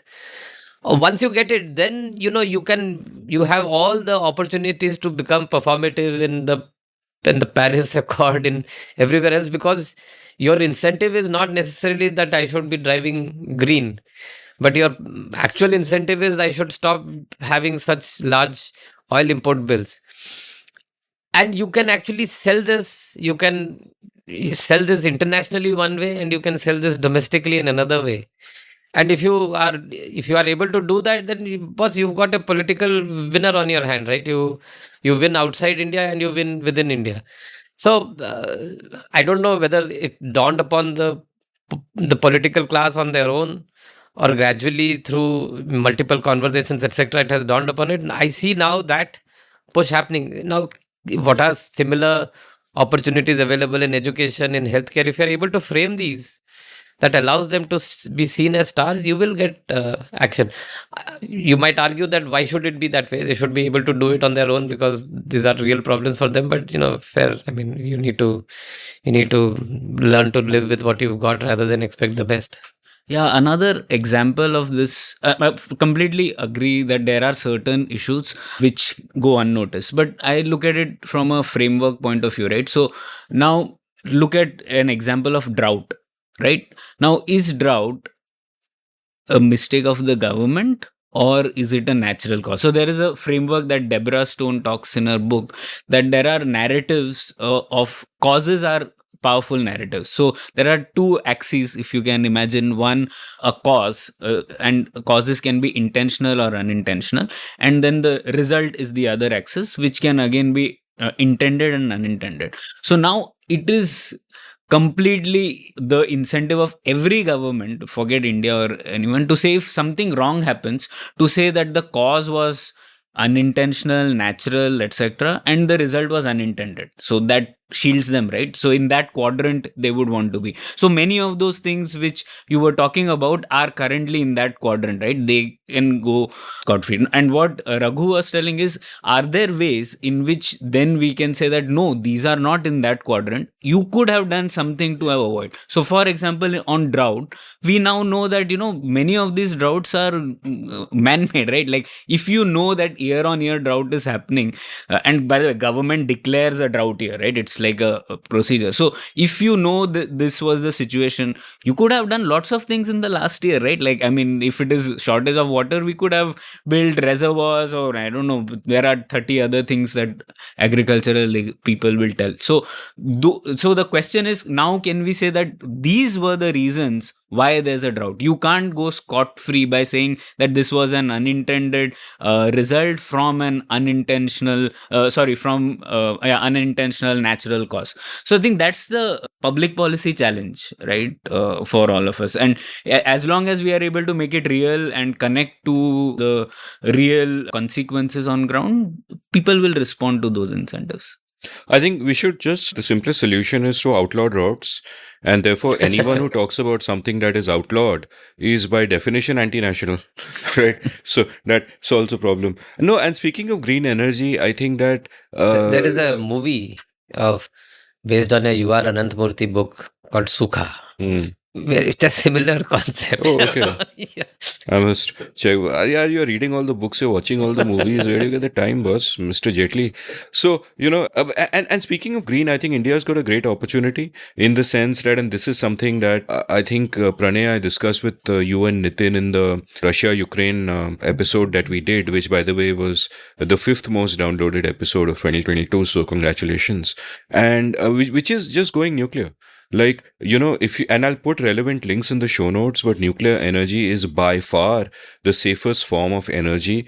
The total fatalities over the history of nuclear energy are less than the lives lost through coal in a month or a week. I forget what the exact figure is. It's by far the safest. The fear mongering over it is completely unjustified. Only it's become a matter of dogma in some circles that, oh, nuclear to unsafe hai, ye kya hoga? It's absolutely not. And there's sort of an opportunity which and I think India has, I think in the world now, first or second most number of nuclear power plants which are going to be commissioned in the works. So there is that sense that this is one way out, and also the technology has improved now, right? So there are also options which are smaller, more efficient. So yeah, I think there again there is the bigger challenge is not that this, I think our politicians can manage saying that why this is important for all these reasons. That is not the problem. But yeah, there are other challenges in this idea of nuclear. Like, we want to also optimize for the thing that the nuclear fuel cycle should be indigenous. It should be the one which we've been trying. There are thorium cycles, all sorts of things which are there. So that is again, you're trying to optimize for many objectives. That it's not just that I want to have nuclear energy, but also I want to do it in a certain way for other goals. And when you try to optimize for so many goals, you don't end up with either. So Brilliant. So I want to now talk about a frame that you have used in your book, which is the frame of Sarkar Samaj Bazaar, of looking at the state, society, and markets as three different proms. I think Raghuram Rajan has used the same frame. Rohini Nilikani has used the same frame, and I'm supposed to have her on the show as well pretty soon. And I have a problem with this frame, and let me say why. I really think that there are two prongs. One is the state and the other is society itself, and markets are a mechanism used by both. Now, if I look at society, the way society often functions when there is a rule of law is through voluntary actions and voluntary interactions. One way of doing that is through a free market where you have, and every voluntary transaction makes both people better off, and therefore, that's why free markets are great. That's the reason for all the prosperity in the world. It's not a zero-sum game, it's a positive sum game. And society expresses itself through various devices such as markets, such as philanthropy, such as civil movements, and so on and so forth. And equally, markets can also be used by the state, to favor the cronies they want to favor. And you have also pointed out a distinction I keep pointing out between market friendly and business friendly. There's a big difference between what is good for markets and what is good for big business.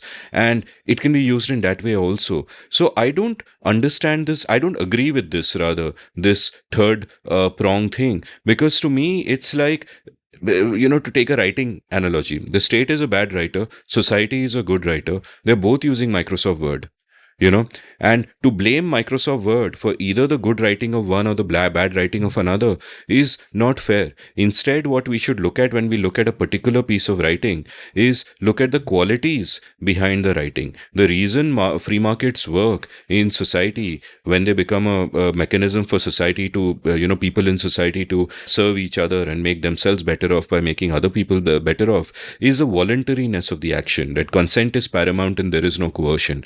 And that is also the reason that markets can be corrupted and perverted, sort of by the state. So I just feel that, something about this frame doesn't sit well with me.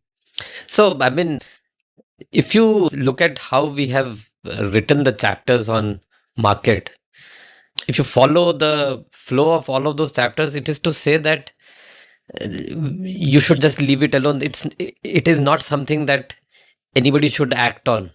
But that's like saying leave society alone. No, but society, if you leave alone, there are some, in the society section and the state section, we have views on society and the state, how we have reached here, where we are going, so on and so forth. In market, all our conversation, all our discussions is, unnecessary. It's an efficient allocator. To the extent possible, leave it alone. Only when there are some failures, you manage it. So in a way, we are not actually making market and how it should be, what it should do, etc. as a prong in this. The reason why we have picked up market and had a separate section on it is the highest misconception in India are about the market. And for various reasons. One is intuitively, you get things wrong about the market. It's broadly because people get many things about economics wrong because they are not able to sometimes fully appreciate like unintended consequences, second order effect, Bayesian principles, stats, many of these things.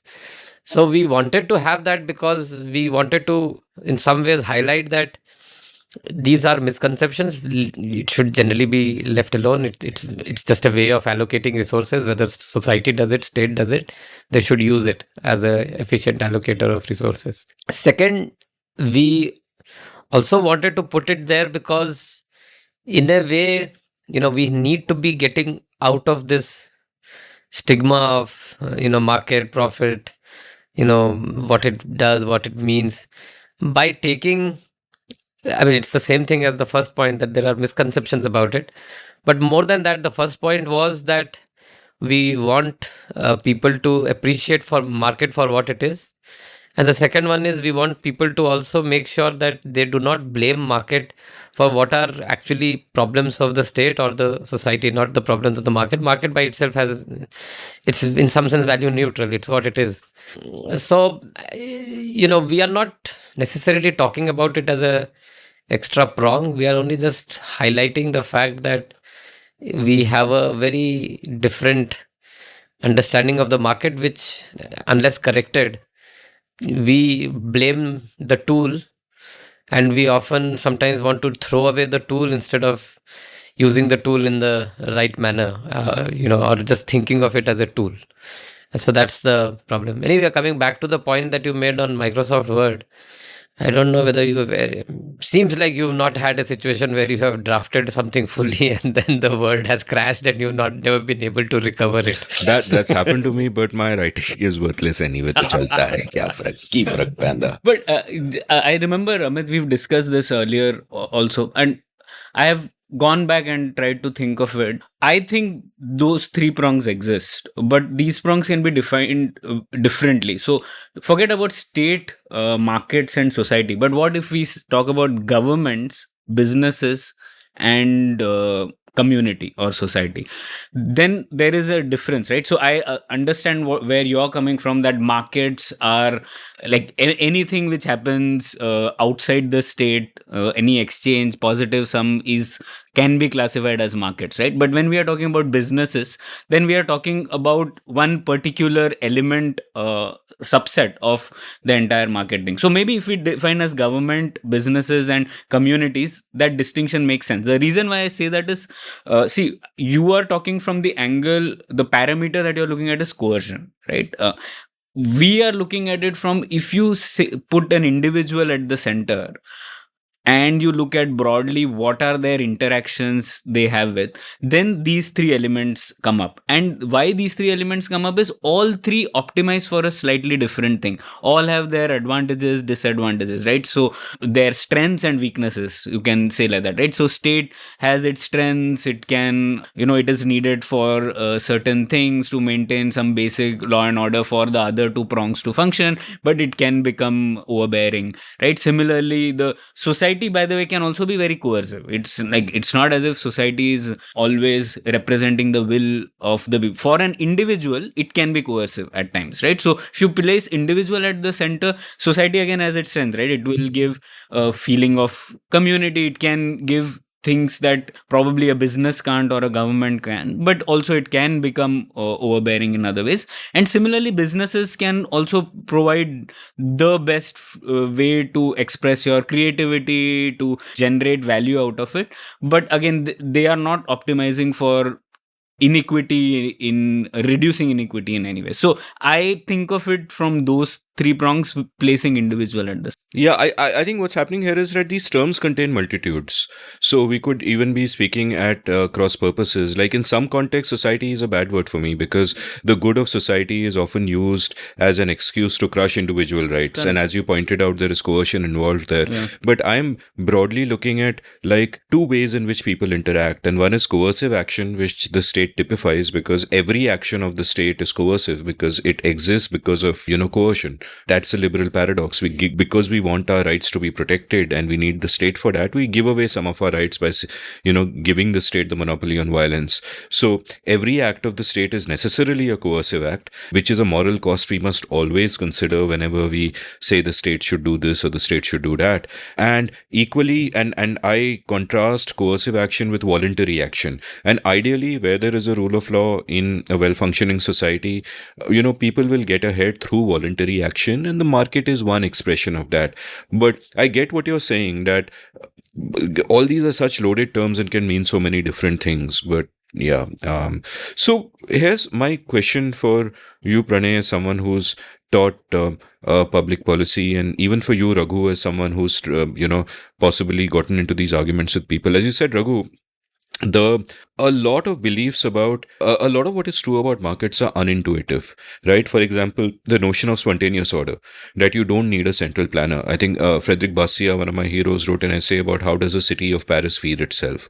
There's no central planner saying कि Pierre को omelette चाहिए, Jean-Pierre को fried egg चाहिए, and planning all the supply and everything. It just works magically. There is, those shortages aren't there. People broadly get what they want. They kind of manage, and it could not be centrally planned. And that's spontaneous order, where languages, for example, again, you can't have a central planner. They evolve through collective action, through human action, not through human design, as Adam Ferguson memorably used that phrase. Another unintuitive concept is positive sumness, right? And I often speculate that this is because our brains evolved in prehistoric times, where you're in a small tribe, conditions of scarcity, one apple for you means one less apple for the guy next to you, and so on and so forth. So you think in zero-sum ways that if I get richer, this guy will get poorer. Whereas that's not the way society and economies work at all. They work in a positive sum way, in what John Stossel called the double thank you moment. That if I buy a coffee from Starbucks,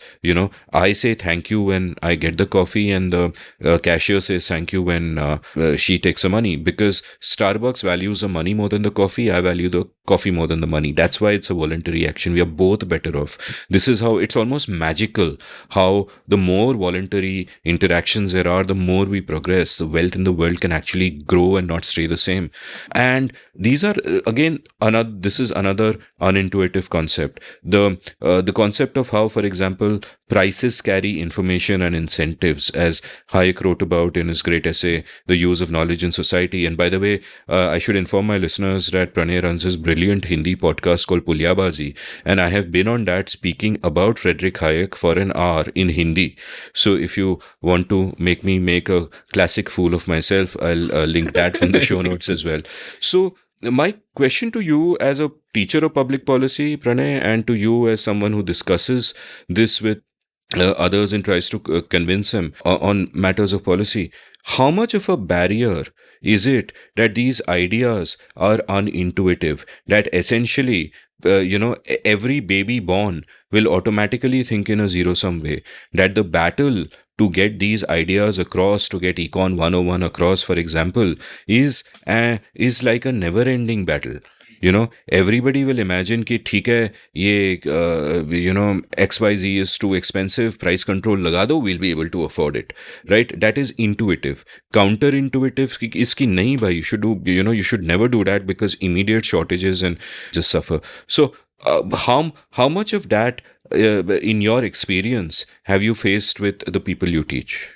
No, I think that is the biggest challenge, and I myself have gone through that, right? The way I used to think about this 10 years ago is very different from what I started thinking of after reading all this work, right? So in fact, like, the fact that I started thinking differently means everyone can start thinking differently on this, right? So what works, I think, is again giving concrete examples of where you are able to illustrate this, right? So one example we have also in the book about masks during COVID-19, right? So now there were some moves initially to put a price cap on masks, but generally we didn't put, and you just saw, I mean, masks were there earlier. There was a shortage in the beginning, first 2 months, but then just the brilliance of the market, right? The garment manufacturers suddenly shifted to producing masks. There were masks of various types. There were masks which didn't gnash your ears, and there were masks of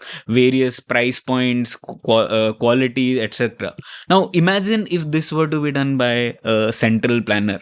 How would that have worked out, right? So I think this is one concrete example which people have felt it, like, did anyone plan for the different types of masks? No, but it works. So again, my answer to that is, we just have to, it is tough, I wouldn't say, and a lot of things in public policy or generally in politics and things are counterintuitive, right?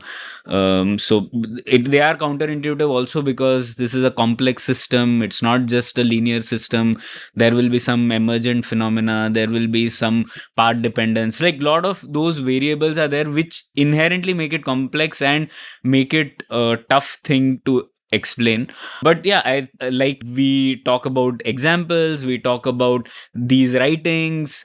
Once you are able to go through them, it's again like the switch going off that you mentioned, right? After that, you will start thinking it differently. So my experience teaching and learning has been, first people come with this strict notion that no, prices are, there should be some price cap, some things, for certain things there should be price caps, and they'll start with that position. But people do change that opinion once you are able to give examples, illustrate that with what happens in real life. So again, it changes at the margin. You are not going to convince everyone, but there are people who start at least questioning that, and when they find other examples where actually putting a price cap in other context has gone wrong, they are able to connect the dots. So for me, it's like often to the people that we teach public policy, the journey takes around a year or so, like even though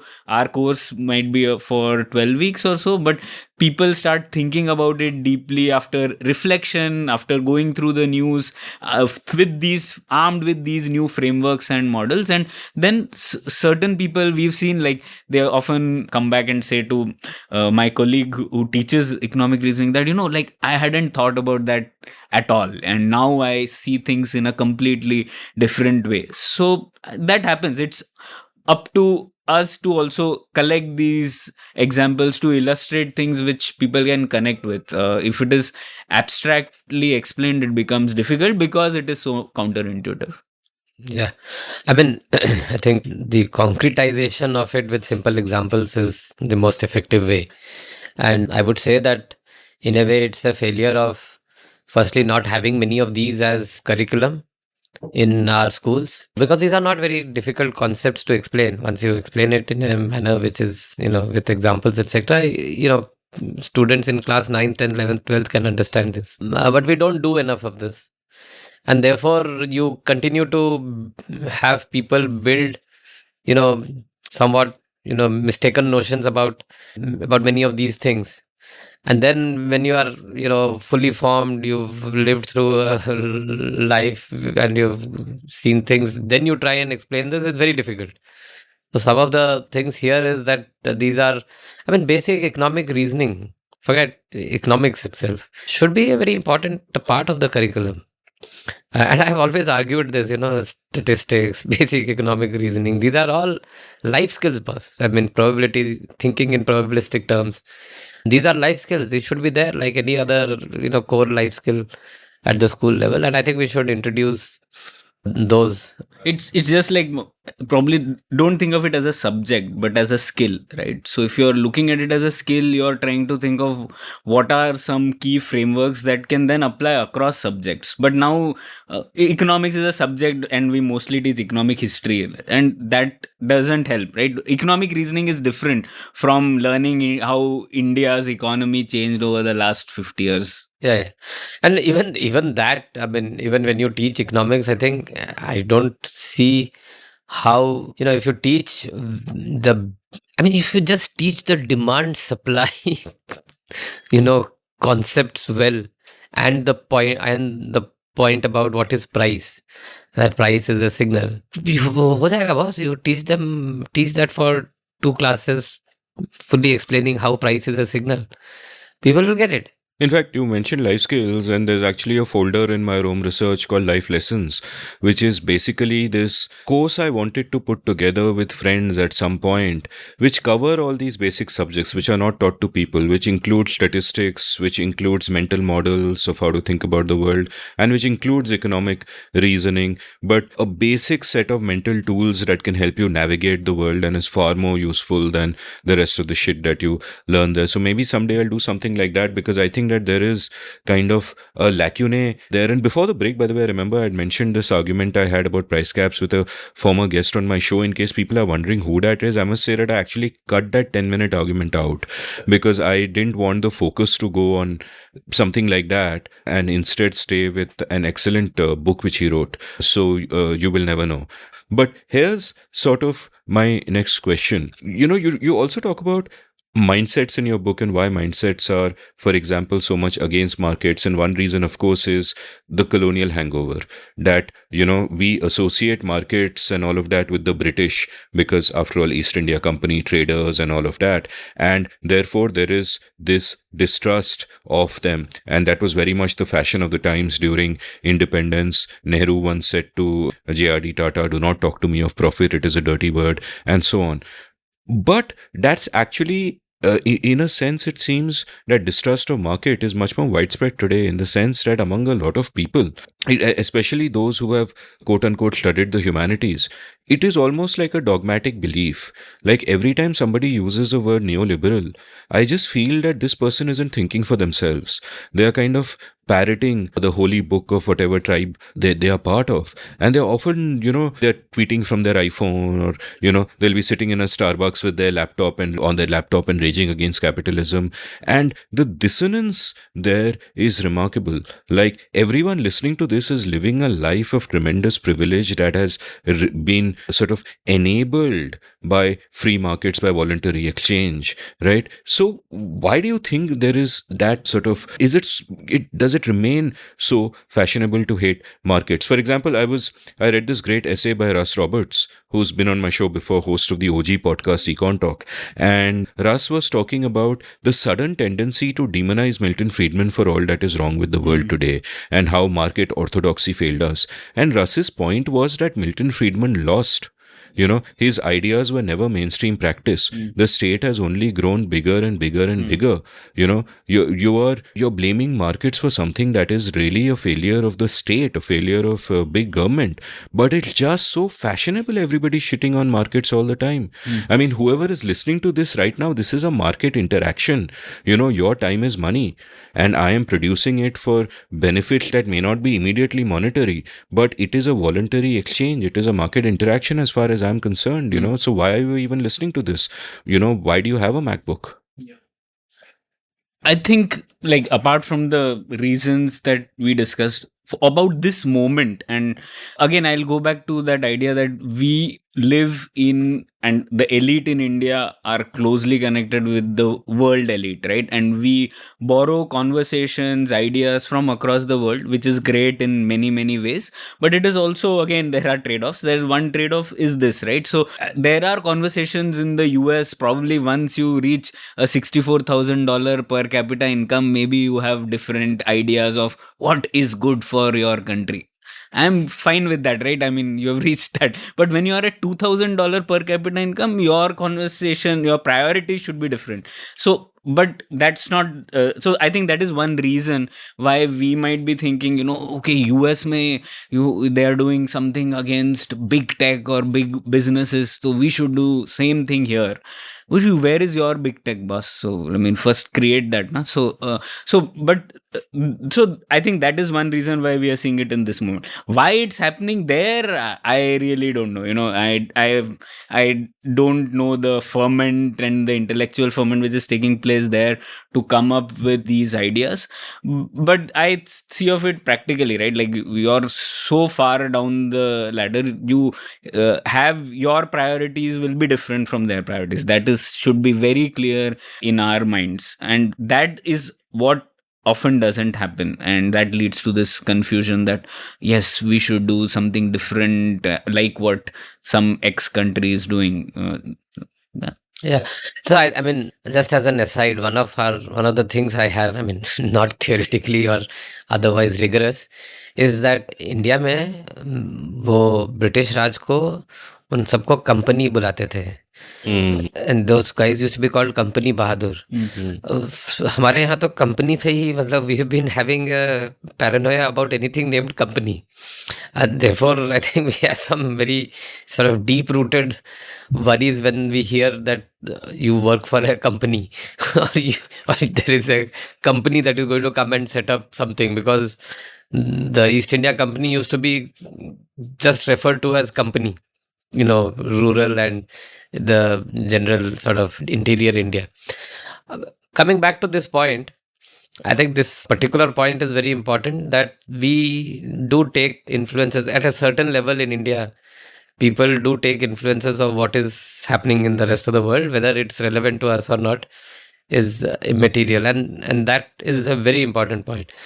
To Pranay's point on why that is happening there in the US, I mean, sometimes I think that, once you got, once you in some sense won against socialism, you finish that enemy. Till that time, there was no way somebody could even remotely say that I'm somewhat socialist and have any chance of a public life in the US.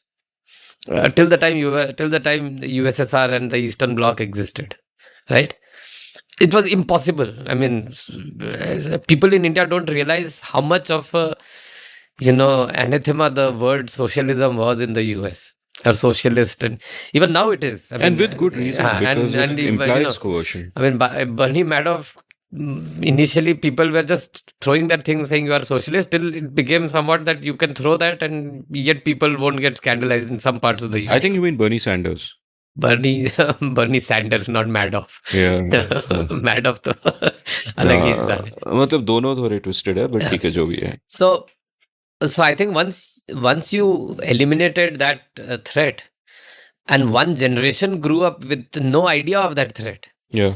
then there is a certain seduction to that idea that, we all should live, this whole, imagine, and, those kind of ideas. Because you don't need, you're intellectually lazy, you're not thinking rigorously. Yes. And the intentions are great. Yes. You can feel very noble. Yes. कि मतलब सबका अच्छा हो. So it's very difficult to argue against that, because when you bring tangible into it, they will continue to drag you into the intangibles. That isn't it? Why should one guy have $100 billion worth of, his worth, when, 10 of them put together, if you tax them at 20% for everything that they did, can solve the, hunger problem of, all of Africa. Of course, this is true. Of course, this is true. But the question is, in order for you to start taxing these 10 people, and, where do you go down the path? How do you decide to do it? You will not stop there. You will, once you get down that path, you will go down the path of, trying to again do the same thing, trying to make everything equal for everyone. And we've all gone down that path and seen where that ends up. But like I said, once you don't have that large threat anymore, and one generation grows up without that threat, then that idea is very seductive to a certain set of people who have not seen any other, sort of want, or have not seen any other, lacking anything in terms of real resources. So I'm 100% confident that all of those ideas are going to continue to become stronger in many of these economies. I can see it. I mean, you read fiction, and many of these are actually good forward leading indicators of where the thinking is.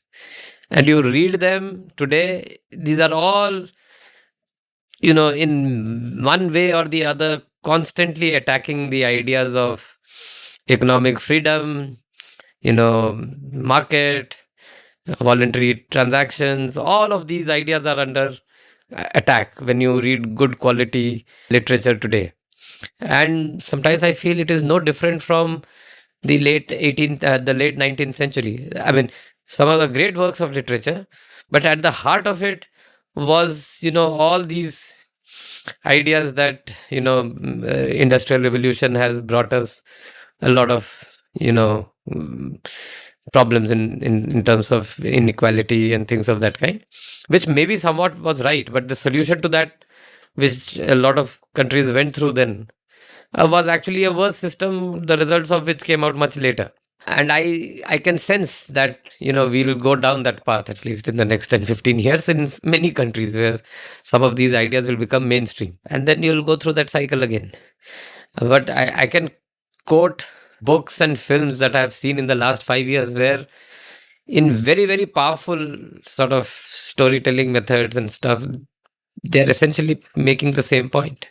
I saw this glass onion knives out too. At one level, it is hilarious how they have portrayed, some people. But you are also sometimes worried about, what, even if it is fictional, what is that portrayal, indicating about people who are actually entrepreneurs, who are actually creating, breaking boundaries, thinking about new things, Solving real world solving problems. real world problems. It's all going down that route. Eventually we will go through that cycle again. Why should India go down that path? I have no real, I mean, we are where, many of these countries were in 1930s. We have to go through our 1930s to 2000 before we start saying that all of this is a bad idea. We have at least 50 years left. So, since you mentioned fiction, films, all of that, and you also shared your interesting theory about the word company and the connotations, give me a sense of how Bollywood has looked at big business, because I think that could, that would also be an interesting indicator of what they perceive the demand to be within society. Like for the longest time, your villain was the capitalist or the businessman or the smuggler or the factory guy or whatever. I remember I wrote a piece in 2003 or 4, or whenever the film Guru came out for the Wall Street Journal, about how, I mean, it was not a good film, it was a mediocre film, but the one way in which it was different from a lot of what came before was that it was pro free market rhetoric. It was valorizing the entrepreneur, and so how have you seen that landscape kind of changing? Because I think India hasn't reached that sort of privileged jadedness that you see in a lot of the first world. A lot of India is aspirational, hungry, looking at success stories with admiration rather than resentment and jealousy. So what is your sense of? Yeah, I think, I mean, see, this is fair amount of, whatever scholarship that has been done on this. And some of it is, I mean, if I were to be somewhat pat about this, it's very sort of, and it's sort of lends itself to this kind of pat, scholarship, that we had the 40s and the 30s and the 40s, I would say. There were only two kinds of, not two, only two, but there were two broad categories of films. There were some kind of, mythological or historical sort of films, which used to do fairly well. And then somewhere in the late 30s, in early 40s, you started having, films that had social sort of issues at their core. And many of them largely, driven by Maharashtra / Pune and, West Bengal, Calcutta. Even this was part of the both Pune and Bengal Renaissance and its outcomes, because they had written some books and they had some of these things going. And so being a half Bengali who went to college in Pune, I'm also in I think you are kind of Bengal in Pune Renaissance of my own. You are the Renaissance man of Bengal in Pune. Your name should be Bankim Chandra Agarkar. Which well should I dive into, sir? Kindly direct me. Agarkar. Sharat Chandra Agarkar, whatever, yeah. And therefore, that time there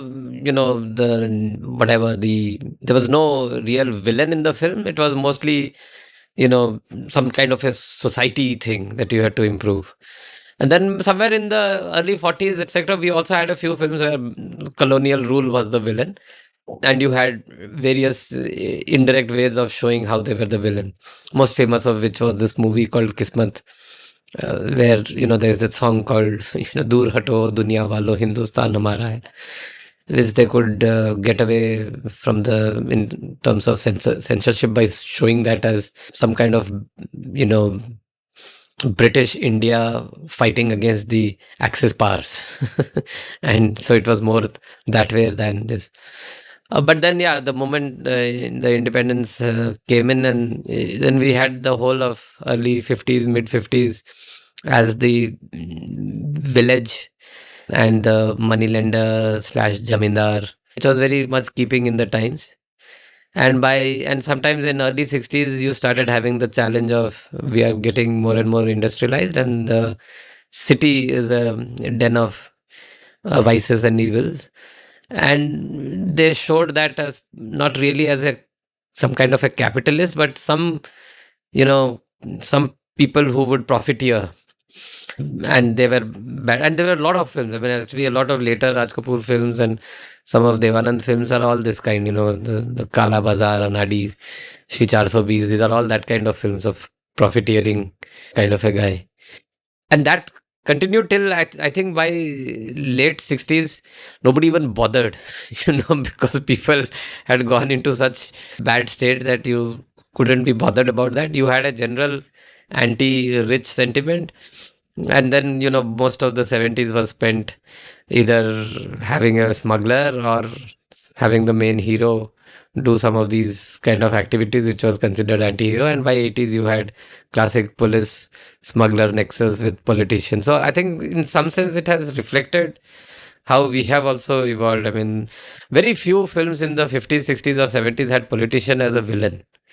There were characters that you would make fun of, saying they were opportunistic and so on and so forth. But I don't recollect a film in which they were portrayed as villains till we got into 80s. In 80s, in the book also you've written about that Mohan Joshi Hazir. Oh, yeah. Where the tenancy laws were taken it to their limits. So I think that thing has gone on now. I mean, 90s and 2000s were crap. Everybody was going, outside of India and stuff of that kind. Actually, in that sense, we were lacking any villains in 90s and 2000s, which coincided with our best years. So somewhere we were doing something right because we were not having real villains to show. There was some underground, some underworld kind of stuff, but not beyond that. If you look at things now, and I don't watch as intently as I used to watch earlier, but I still catch up with OTT and some of the films. Actually, we are in a very different state than there are some films where they show that the rich guys are bad, etc. But in most of the last few years that the films I've seen, actually it's in some ways, that guru kind of a tendency that, that smart people are doing smart things, and it is people tali bajata. I mean, one of the big successes was this thing called Scam, which was a Harshad Mehta biopic on one of these OTT channels. It was quite successful. I mean, because people somewhat enjoyed the idea that here was a guy who, sort of made his money by using the system and so on and so forth. And a whole lot of films that I've seen in the last couple of years, not whole lot, but quite a few, where I don't see there is any moralizing on, on some of these aspects. I think we are still in a phase where we have not gone down that path that the US has gone down. We have gone down another path with all of these sort of, the South Indian films that are being remade, reworked, larger than life, and so on and so forth, where we have gone to a different level altogether. But any of these films that have somewhat more slice of life thing, I think our leading indicators are not as bad as the leading indicators of what I see in Hollywood. Hollywood leading indicators are terrible. Why do they tend to be like that? I mean, right now, I think it is because they feel that the real audience, which is, which they believe is the audience, is responding to this kind of stuff, which I think fair enough. I think that they find that audience is the one that is paying the. But I also think, isn't it natural that priorities of $64,000 per capita income will be different from what we have? I really don't know what they are optimizing for. Maybe, so unless we are in that situation, I don't know, we will know. From us at a distance, it looks like, very madness. Yeah, madness. But if you are in that moment, probably it looks, let's look at other things. There are other things to do. So for me, that is one point. But I'll also see that there is still a streak in the movies where state is still an actor which tries to is fundamentally good at heart. I'm talking about the Indian movie scene. State, okay, I'm not talking about government, and again, it is a default solution. Recently there was this Telugu movie about movie fines. I think Mahesh Babu was the actor. Bharat Ane Nenu or something. I forgot the exact name, but the idea was again that he becomes a chief minister. It's like very Nayak kind of a film plot. But the way he says is that he comes from the US, and then here people are breaking traffic norms and all. So his solution is कि traffic ka fine I will increase 10x, and because I have increased 10x, problem gets solved. No, so again, that idea that just because state can do great things, and there are these simple solutions which are available, just there's no intent. And if there is this intent and one great person comes, our state will do great things. That is still there as in parallel with what Raghu said. Fines will not, we know we can anticipate the unintended consequence. Yeah. Well, you better after the way you named your newsletter. Because you had one job, as it were, after that name. Because the guy who's responsible for collecting the fine and the guy who has to pay the fine, now there is much greater incentive for both of them to collude and go at half the fine. And the state gets zero of the fine, and those two guys, the agent of the state makes 50% of the fine. That's exactly what's going to happen in that. So, to sort of Pranay, you spoke about how our priorities have to be different from there, and I completely agree. What should our priorities be? You've spoken about the importance of growth in the book. You've used terms like moral imperative and, set a very clear vision. So just in terms of Neeyat, what should our priority be? And then in terms of Neeti, in broad strokes, what are the sort of frameworks we must adopt to get there? Yeah. So again, the Neeyat will be market failures. Look at market failures. There are enough, and those we have to fix, right? That's simple thing to say. But in terms of what you would do, right? Again, look at any of the parameters that the state must do, right? Our courts, our judicial system, the delays. No one other than the state can solve this. Like, you can't outsource the judicial system to someone else and expect it to perform better. Even defense, right? You can't outsource possibly defense and expect that these are the core things a state should. So there are many, and people think India has the third largest defense budget. We do terribly there as well in terms of allocations to real powers, building our deterrence against a power like China, etc. A lot of the expenditure goes on just paying salaries, etc., not building real firepower. So there is lots to do on defense, on law and order. Look at the police system as well, right? I am happy now there are reports. Just look at it. These are the core things about the state. But have you looked at any indicators, or have you seen discussions about indicators on these issues year on year, tracking how the state is doing or not, right? They didn't exist. Now there are. So a few people have started reports which try to see, okay, how are we performing on prisons, or what is the state of, how many under trials go to prison for the lack of the judicial system working, etc. So now we are beginning to measure that. Once we start beginning to measure that, maybe that policy pipeline cycle will kick in. We will start having a indication of what is good, what is bad, what numbers are desirable, what are not, and then it will generate incentives for us to fix that. But until now, these were not even conversations. Like, we just accepted, policies doesn't work, so it's fine. Judiciary isn't there, so what, we'll find other ways. But again, these are the core things where most of our Neeyat and Neeti thinking has to go in. Even public health, again, not healthcare, but public health. We saw like COVID-19 did give the public health imperative, but yet I don't think in the policy pipeline we have great solutions to manage the public health problems still. Unlike the 1991 crisis where the solutions were there, so it was just about picking up. But we don't have that now. So again, that is one area. So classic market failures where there are positive externalities, negative externalities, public goods, market power. These are the areas. And broadly, if you think of the three things that Kelkar and Shah talk about, finance, produce, regulate, if these are three functions of the state, three kinds of things that the state do, we have to get much better at regulate, and we have to do much less of production. Right now, our still mental model is if the state has to do something, it has to produce that.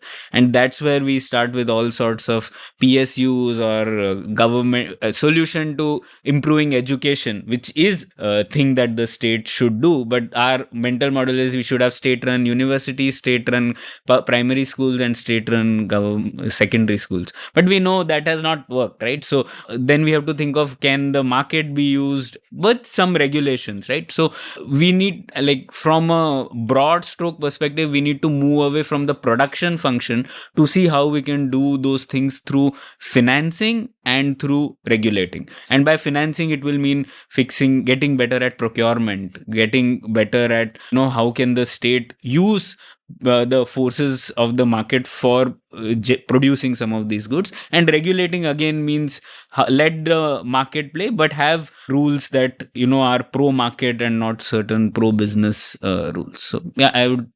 A mistake people often make is that they assume that if you're arguing for markets, you must necessarily be saying कि government को नहीं करना चाहिए, as if, it is a sort of a binary. And when it comes to education, what I always say is that I'm not saying that sub government school band kar do. I'm saying let the government do whatever it is doing, but let it allow private players to be in the field. And I've done episodes on education where we've spoken at length about how they don't even do this. And that distinction of producing and financing is important, because what they are trying to do now is they're trying to produce education, and they're failing miserably because incentive, state capacity, all of that.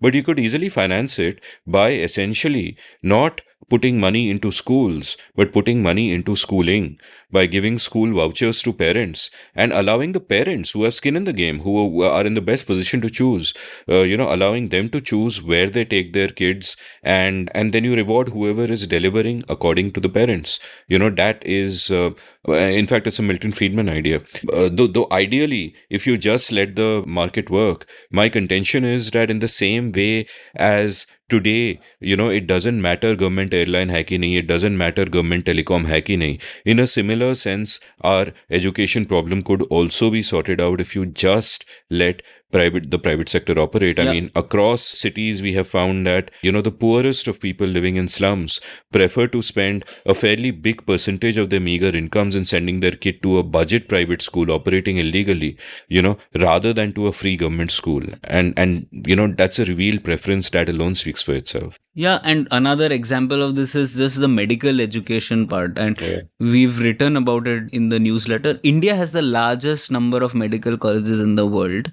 and yet we produce 1/3 of the MBBS graduates than what China produces. Why is this? Yeah, again, so there are very strong incentives for every medical school to be small. Why? Because first of all, the state runs many of the medical colleges, and there are huge amount of restrictions. If you want to scale a medical college from 50 to 100 to 150, you can actually go on the NMC website and see the kind of restrictions. They just scale insanely. And also there are restrictions like for every medical college, you need to also have an attached hospital, and the rules for the attached hospital are even more overbearing. So if you have more seats, you will have to have like a ton of bricks falling on you on other counts. So the result of all this is the only people who have, there is still demand, right? So who satisfies who is able to get through all these are the politicians or the people who have political clout. So we have lots of colleges, but they produce very few medical students. So we have got into this weird mix of bad regulation and production by the state, which is leading to really suboptimal outcomes, right?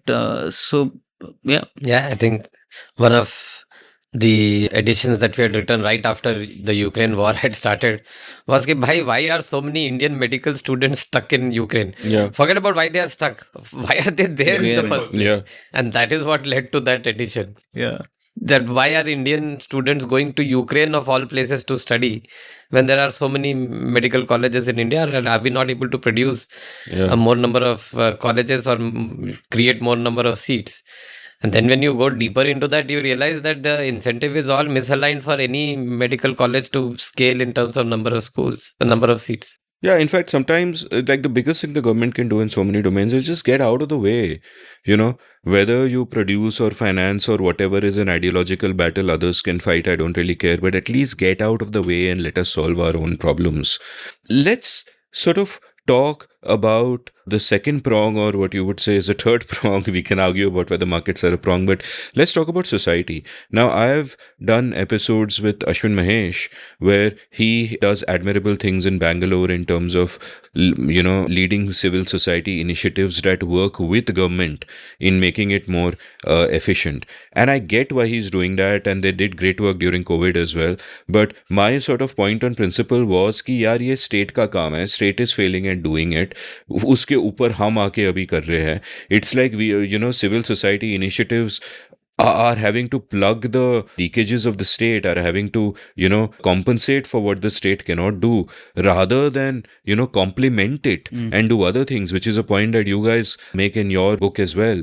So tell me a little bit about, your thoughts on this particular prong. Like, why are you writing about society in a public policy book is what a lot of readers, might ask when they look at the chapter headings.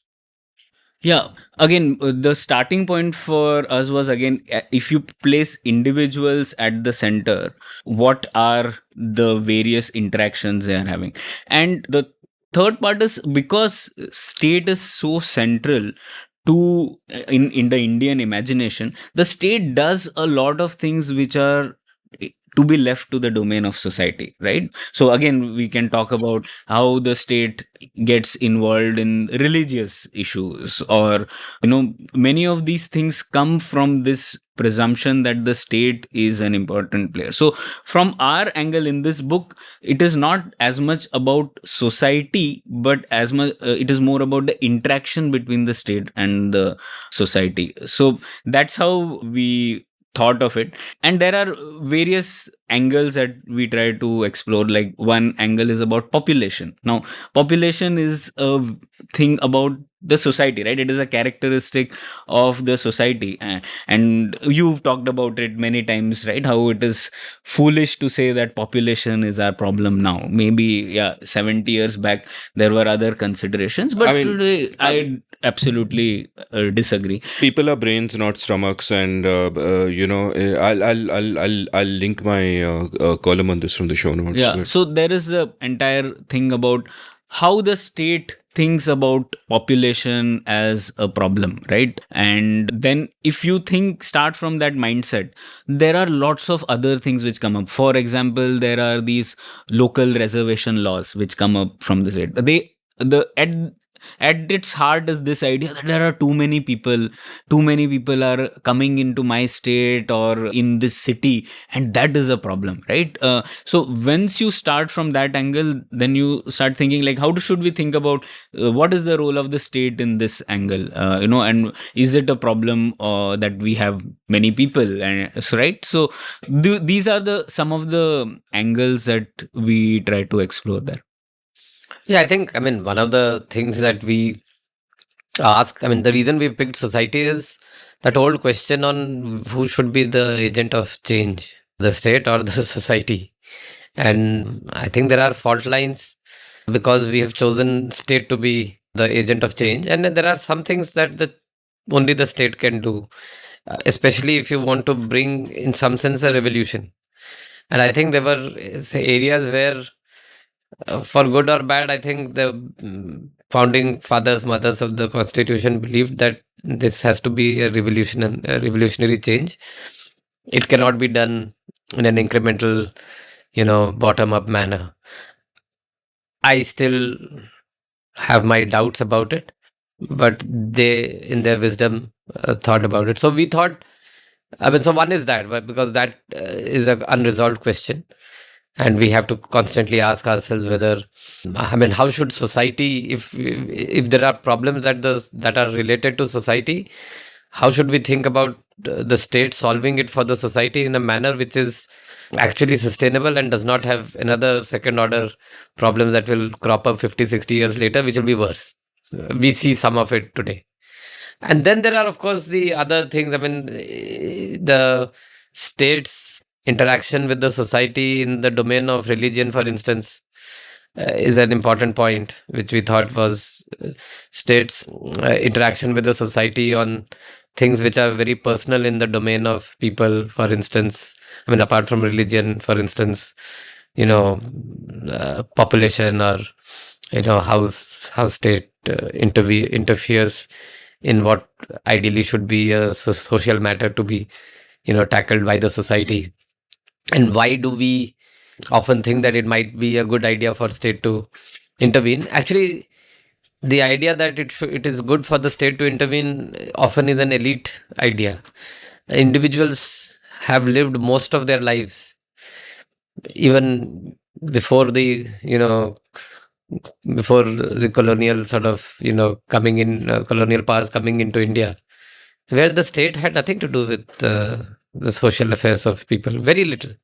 So I think there are areas where people resent it, and they possibly in the past had some incentives which the state provided to sort of go along with the flow. But the minute that has been taken off, or it's no longer an incentive, which we have written, that once people started having private sector jobs and didn't really depend on state, they were the first ones to start opposing state, getting into issues of what they thought were societal issues to be taken. And that actually is one of the large sort of bases of political parties who use that discontent to get electoral gains.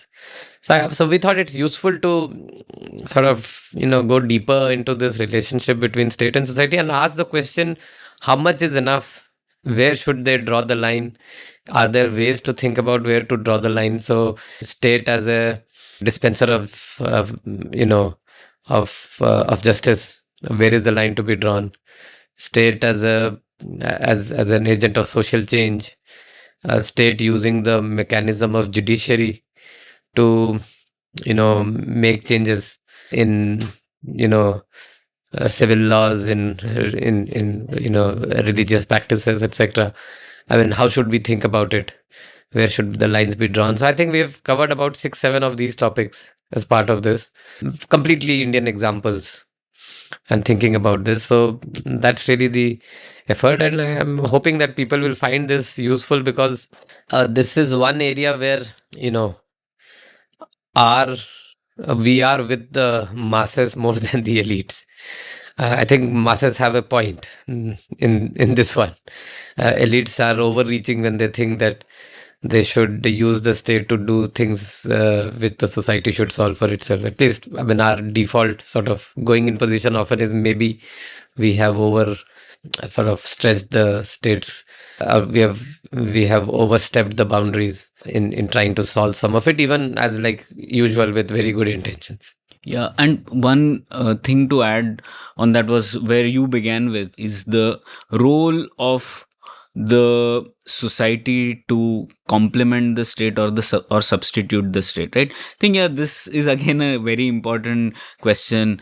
So you will hear different views from different people. You're going to have Rohini Nilekani on this, so she has a different perspective on this. What I agree with that you need to hold, society should do what the state can't or won't, because again, $2,000 per capita income, let the state do what we need it to do. There are other things to do that the society should resolve, but often state doesn't. So again, the example on that is CSR, right? So we see this example in CSR where the state has imposed charity on something which is supposed to be by definition of a matter of choice, right? But so when you start with that assumption, there are very nice studies on what has happened because of the CSR law. So just one figure to look at: what is the total amount of money that is generated from all this CSR, right? I was trying to look at this number.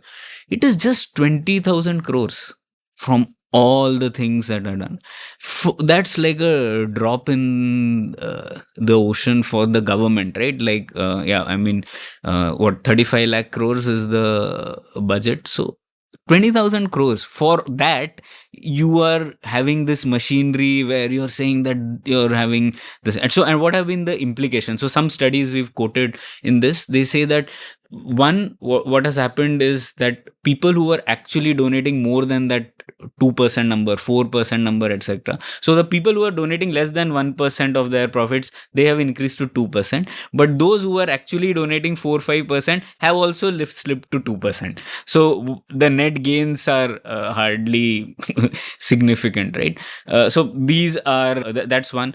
There are other angles also, that now people, companies intuitively have become very sensitive to doing philanthropy depending on the stickiness of the profit. So if the profits are low, there is no corporate social responsibility funding happening, and if the profits are high, only then it goes into. So it's become a matter of, a thing that you have to do because it is in the law, rather than something which by definition should have been in the domain of state. And the third angle which is relevant to this point is the money that goes out of this CSR by definition will go into areas which the state defines as being charity. So it leads to this conundrum where we are drawing the efforts of the society into something to substitute the state. The state is desiring that, right? So why will anyone try to take a bet and invest in something like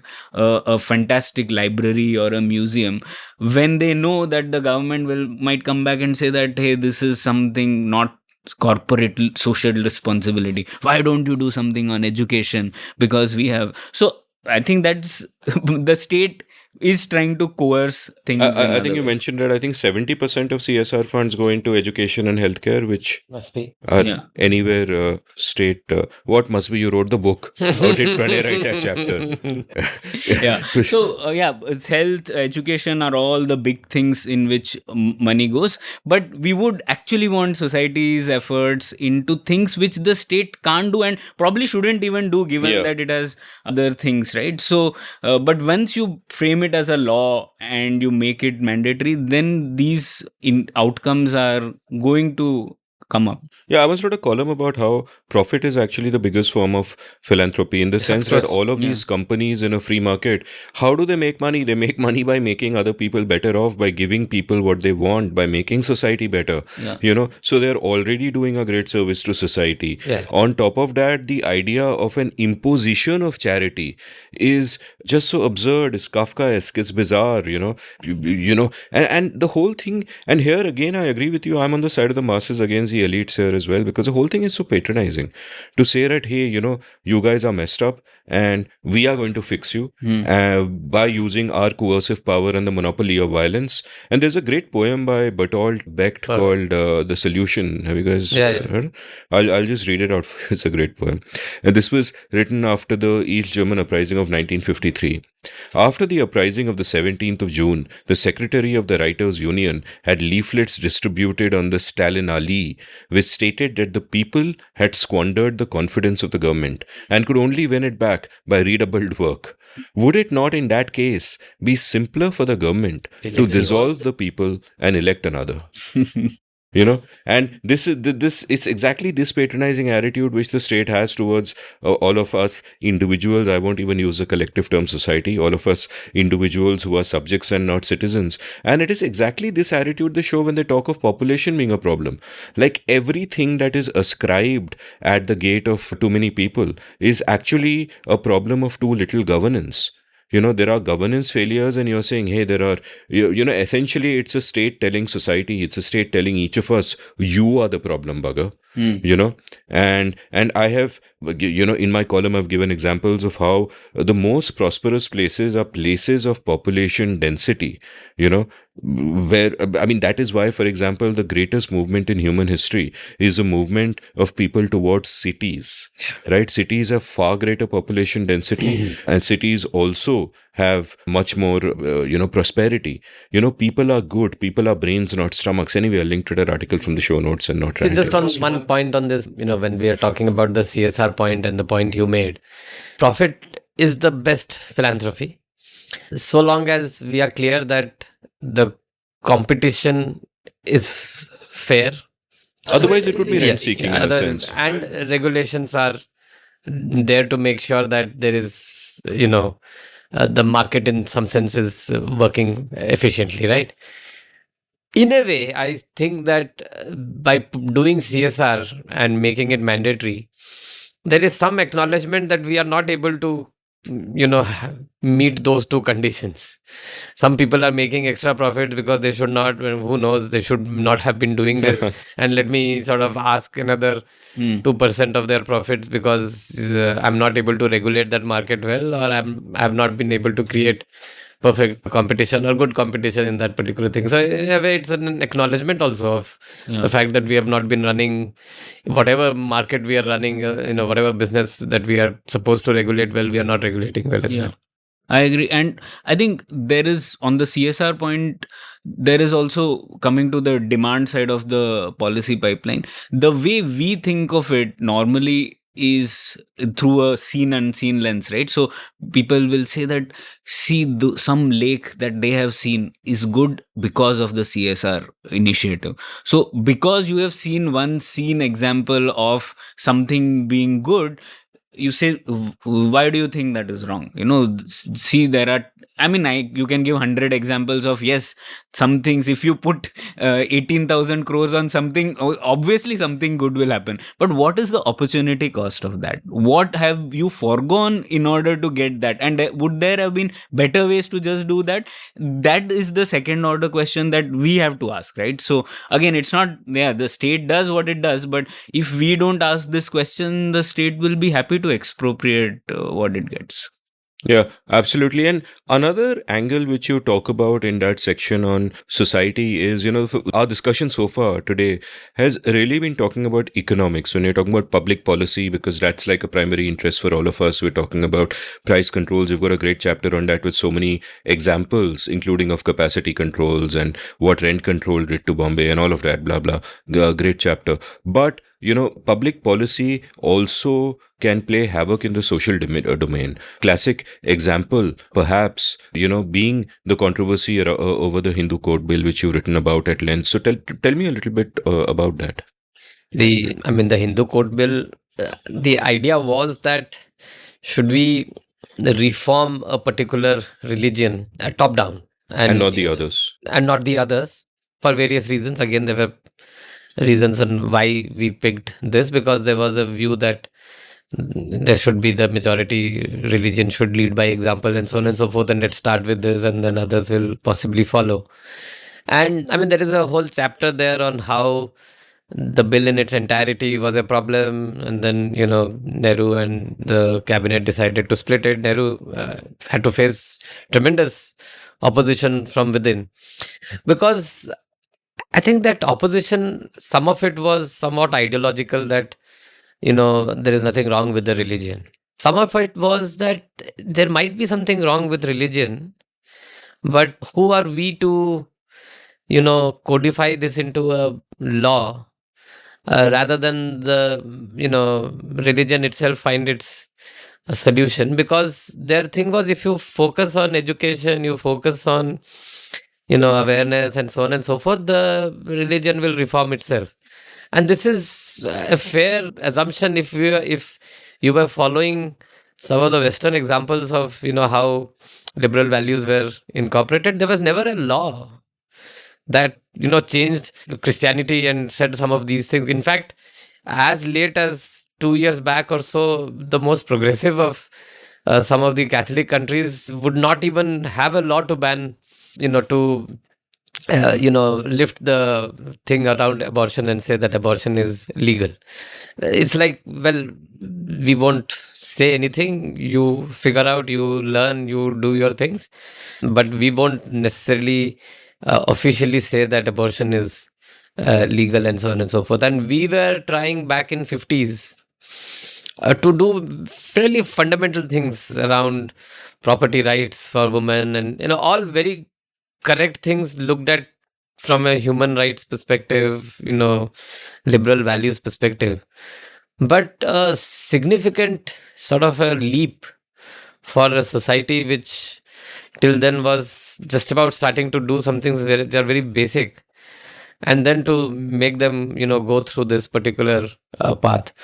Now the interesting thing is, because of a strong majority in the parliament and a fairly strong leader who otherwise had complete faith and the love of people. He faced the opposition, yet, he could, in various ways, break it into multiple smaller bills and get it passed. And my question is, and our question is, has it served its, purpose? And I think the answer to that would be mixed, because there is a lot of what we find today, which is somewhat revisionist in our culture, especially around Hinduism. And sometimes I was listening to your episode on Ayush and Ayurveda and some of that. A lot of that is actually emanating from that, origin of that is there. That, we were forced to abandon a lot of our things through law, through, constitution, which were good things. And we should now bring a lot of them back. And the only reason we should bring them back is because in the past we have abandoned it because some liberal elites thought it was wrong. And now we won't even question whether it was right or wrong, because we all believe as a matter of faith it was right, because the guys who had taken them off were people who were against things like this with no reason. So you find these things that you suppress and not reform then take very different forms, which are worse, and the ogres of their own kind, which come back and then start hurting you. So again, our effort in some of these chapters is to again in some sense make the point to the people, as well as maybe some people who are reading it who might influence policy, is there is a way for state to intervene in social issues, but you have to be very, very careful. You have to ask some of the more fundamental questions on what are we intervening for, what is the objective, rather than just take a very sort of enlightened view of what is right. And what might be right might be too far away from where you are currently, and which is the problem. Some of the points that we again raised in the before, that somebody is doing something in the US, it seems correct on when you read it, and what might be right for them, it might even be right for us, but is this the time? And if you try and impose it, you will find a very different form of reactionary sort of element to that coming up. Not now, because people might accept it, you are in power, you have brute majority, but it might come back 30 years later, because that particular strand that you have tried to suppress does not go away. It sits, it builds its own history, it builds its own story, and then when the opportunity comes and it is given freedom to air itself, it will air itself in a very negative way. So some of these are very worrisome things in my mind, because playing with society is a real thing. That, I mean, it's a real danger. You're playing with fire there. You will lose 100% in the long run, because people don't forget. I mean, people over generations continue to have, through one way or the other, underground, it continues to be there. I mean, I sometimes look at some of that, like that Kurdistan issue. For 200 years, they have thought of themselves as a nation. वो जाता नहीं है यार. तुम जितना भी you do laws, you outlaw them, you make it illegal, they keep coming back. And some of these are, you want them to be integrated with the population, the part that is in Iraq, or the part that is in Turkey, or the part that is in Syria. You have to find other ways of doing it, not by outlawing them, their belief, their practices, etc. Just impossible. For 200 years, 4 different countries have tried to, kill that nationalism. It cannot be killed. I'd done an episode with Kapil Komireddy, and he made a point that Manu Pillai also later said he agreed with, which was that one fundamental mistake that happened in the 50s and 60s was that, state-supported historians decided to whitewash some of the stuff that the Mughals did. Yeah. And their logic was that, hey, it'll just lead to communal tension, so let's not tell the full truth, right? And what is happening today, in a sense, is a backlash to that. And you could just have come to terms with all of that by treating history as history and just putting it out there in a matter of fact way. And instead, it's being forced, it's been driven underground, forced to fester. And my, thinking on how far the state should go when it comes to sort of dealing with society is that your job is to protect individual rights. You do that. So if a khap panchayat says ki intercaste marriage hai, inko maro, the state has to step in and protect them. That's a given. You're protecting their rights. But apart from that, when it comes to other stuff, you've got to tread with caution. Because, as I keep saying on the show, politics has finally caught up with society and it's taking an extreme form. No, that is true. I mean, there are just and treat people like adults. Yeah, they will read it. They will read it like history. They're not going to then find tomorrow that boss you did this or you did this because there is no end to this. I mean, that's in various sort of strange, mutant form. This is all that is there in the US now. I mean, you never very explicitly taught people that, listen, some of our founding fathers or whatever, were actually slave owners.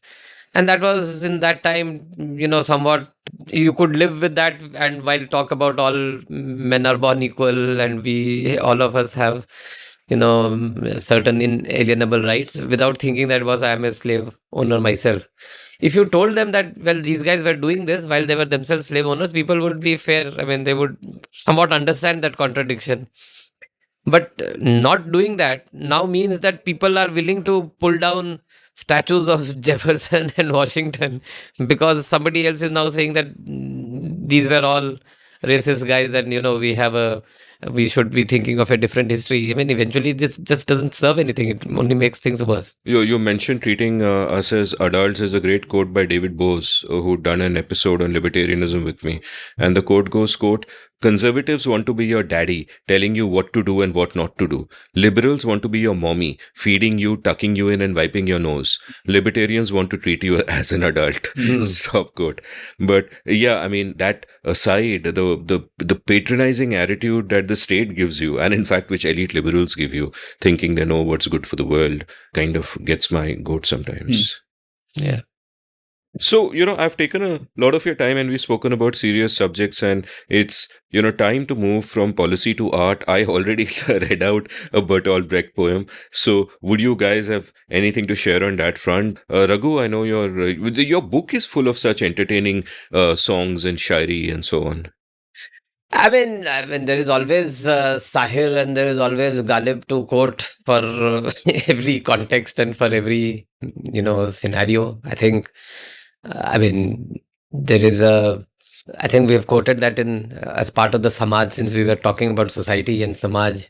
There is a movie called Chitralekha in which Sahir has this song called, has written this song called Sansar Se Bhagte Firte Ho, which is an outstanding song where Sahir actually says that all these business of tyag, sacrifice, running away from material world is complete bunkum. And the line that he uses is ki ye bhog bhi ek tapasya hai. That this enjoyment of these worldly pleasures is also a kind of tapasya. Tum tyag ke maro kya jano. Ki ye bhog bhi ek tapasya hai, tum tyag ke maro kya jano. अपमान रचेता का होगा, रचना को अगर ठुकराओगे. That if you decide to leave these worldly pleasures and go off to the forest, then in some ways you are actually insulting the creator who's created all this beauty for you to appreciate. So in the book, we use the second stanza, which goes, and I'm hoping I'll get this right, which says, ये पाप है क्या, ये पुण्य है क्या, रीतों पे धर्म की मोहरें हैं. कि what are these customs and traditions? These are nothing but not what are these customs or traditions? What is pap and punya? What is sin and the right thing to do? These are all everyday traditions that we were following, in which the religion has come and stamped its mohar. So ये पाप है क्या, ये पुण्य है क्या, रीतों पे धर्म की मोहरें हैं, हर युग में बदलते रीतों को कैसे आदर्श बनाओगे. that these traditions will change in every new age. How can you hold on to one as the right thing? You have to just constantly evolve as Beautiful. things go on. And I think the reality there was, he was saying that if you leave it to itself, people will do these changes themselves, right? You don't have to sort of impose this. So that's one of the things that I often quote. I think Sahir sort of captured something very different in a regular film, which sometimes I think is quite interesting. Yeah. I don't do the Shayari part, but my high point is that I have used Crime Master Gogo in a public policy book. Uska dialogue I have used, so I think that is a big achievement for me. Well, share it with all the listeners. No, we have said that आया हूँ तो कुछ लेके जाऊंगा. So, as in the sense that there are, hopefully the readers will also find that way, that since they have seen the book, probably they'll get some takeaways from it. So Yeah, I mean, I hope they first take away the book and then they take away the takeaways. It's been, we haven't even captured a fraction of your wonderful book, quite deliberately, because I thought we'll just ramble around and let listeners and readers pick up the book for themselves. It's essential reading. So, Pranay and Raghu, thank you so much. Thank you. If you enjoyed listening to this episode, go to your nearest bookstore, online or offline, and pick up Missing in Action, Why You Should Care About Public Policy by Pranay Kotasane and Raghu Sanjilal Jetli. You should also subscribe to the newsletter, Anticipating the Unintended, which is linked from the show notes. And check out the rest of the show notes, enter rabbit holes at will. You can follow Pranay on Twitter at Pranay Kotas. Raghu is not on Twitter. You can follow me on Twitter at Amit Varma, AMITVARMA. You can browse past episodes of The Seen and the Unseen at seenunseen.in. Thank you for listening. Did you enjoy this episode of The Seen and the Unseen? If so, would you like to support the production of the show? You can go over to seenunseen.in/support and contribute any amount you like to keep this podcast alive and kicking. Thank you.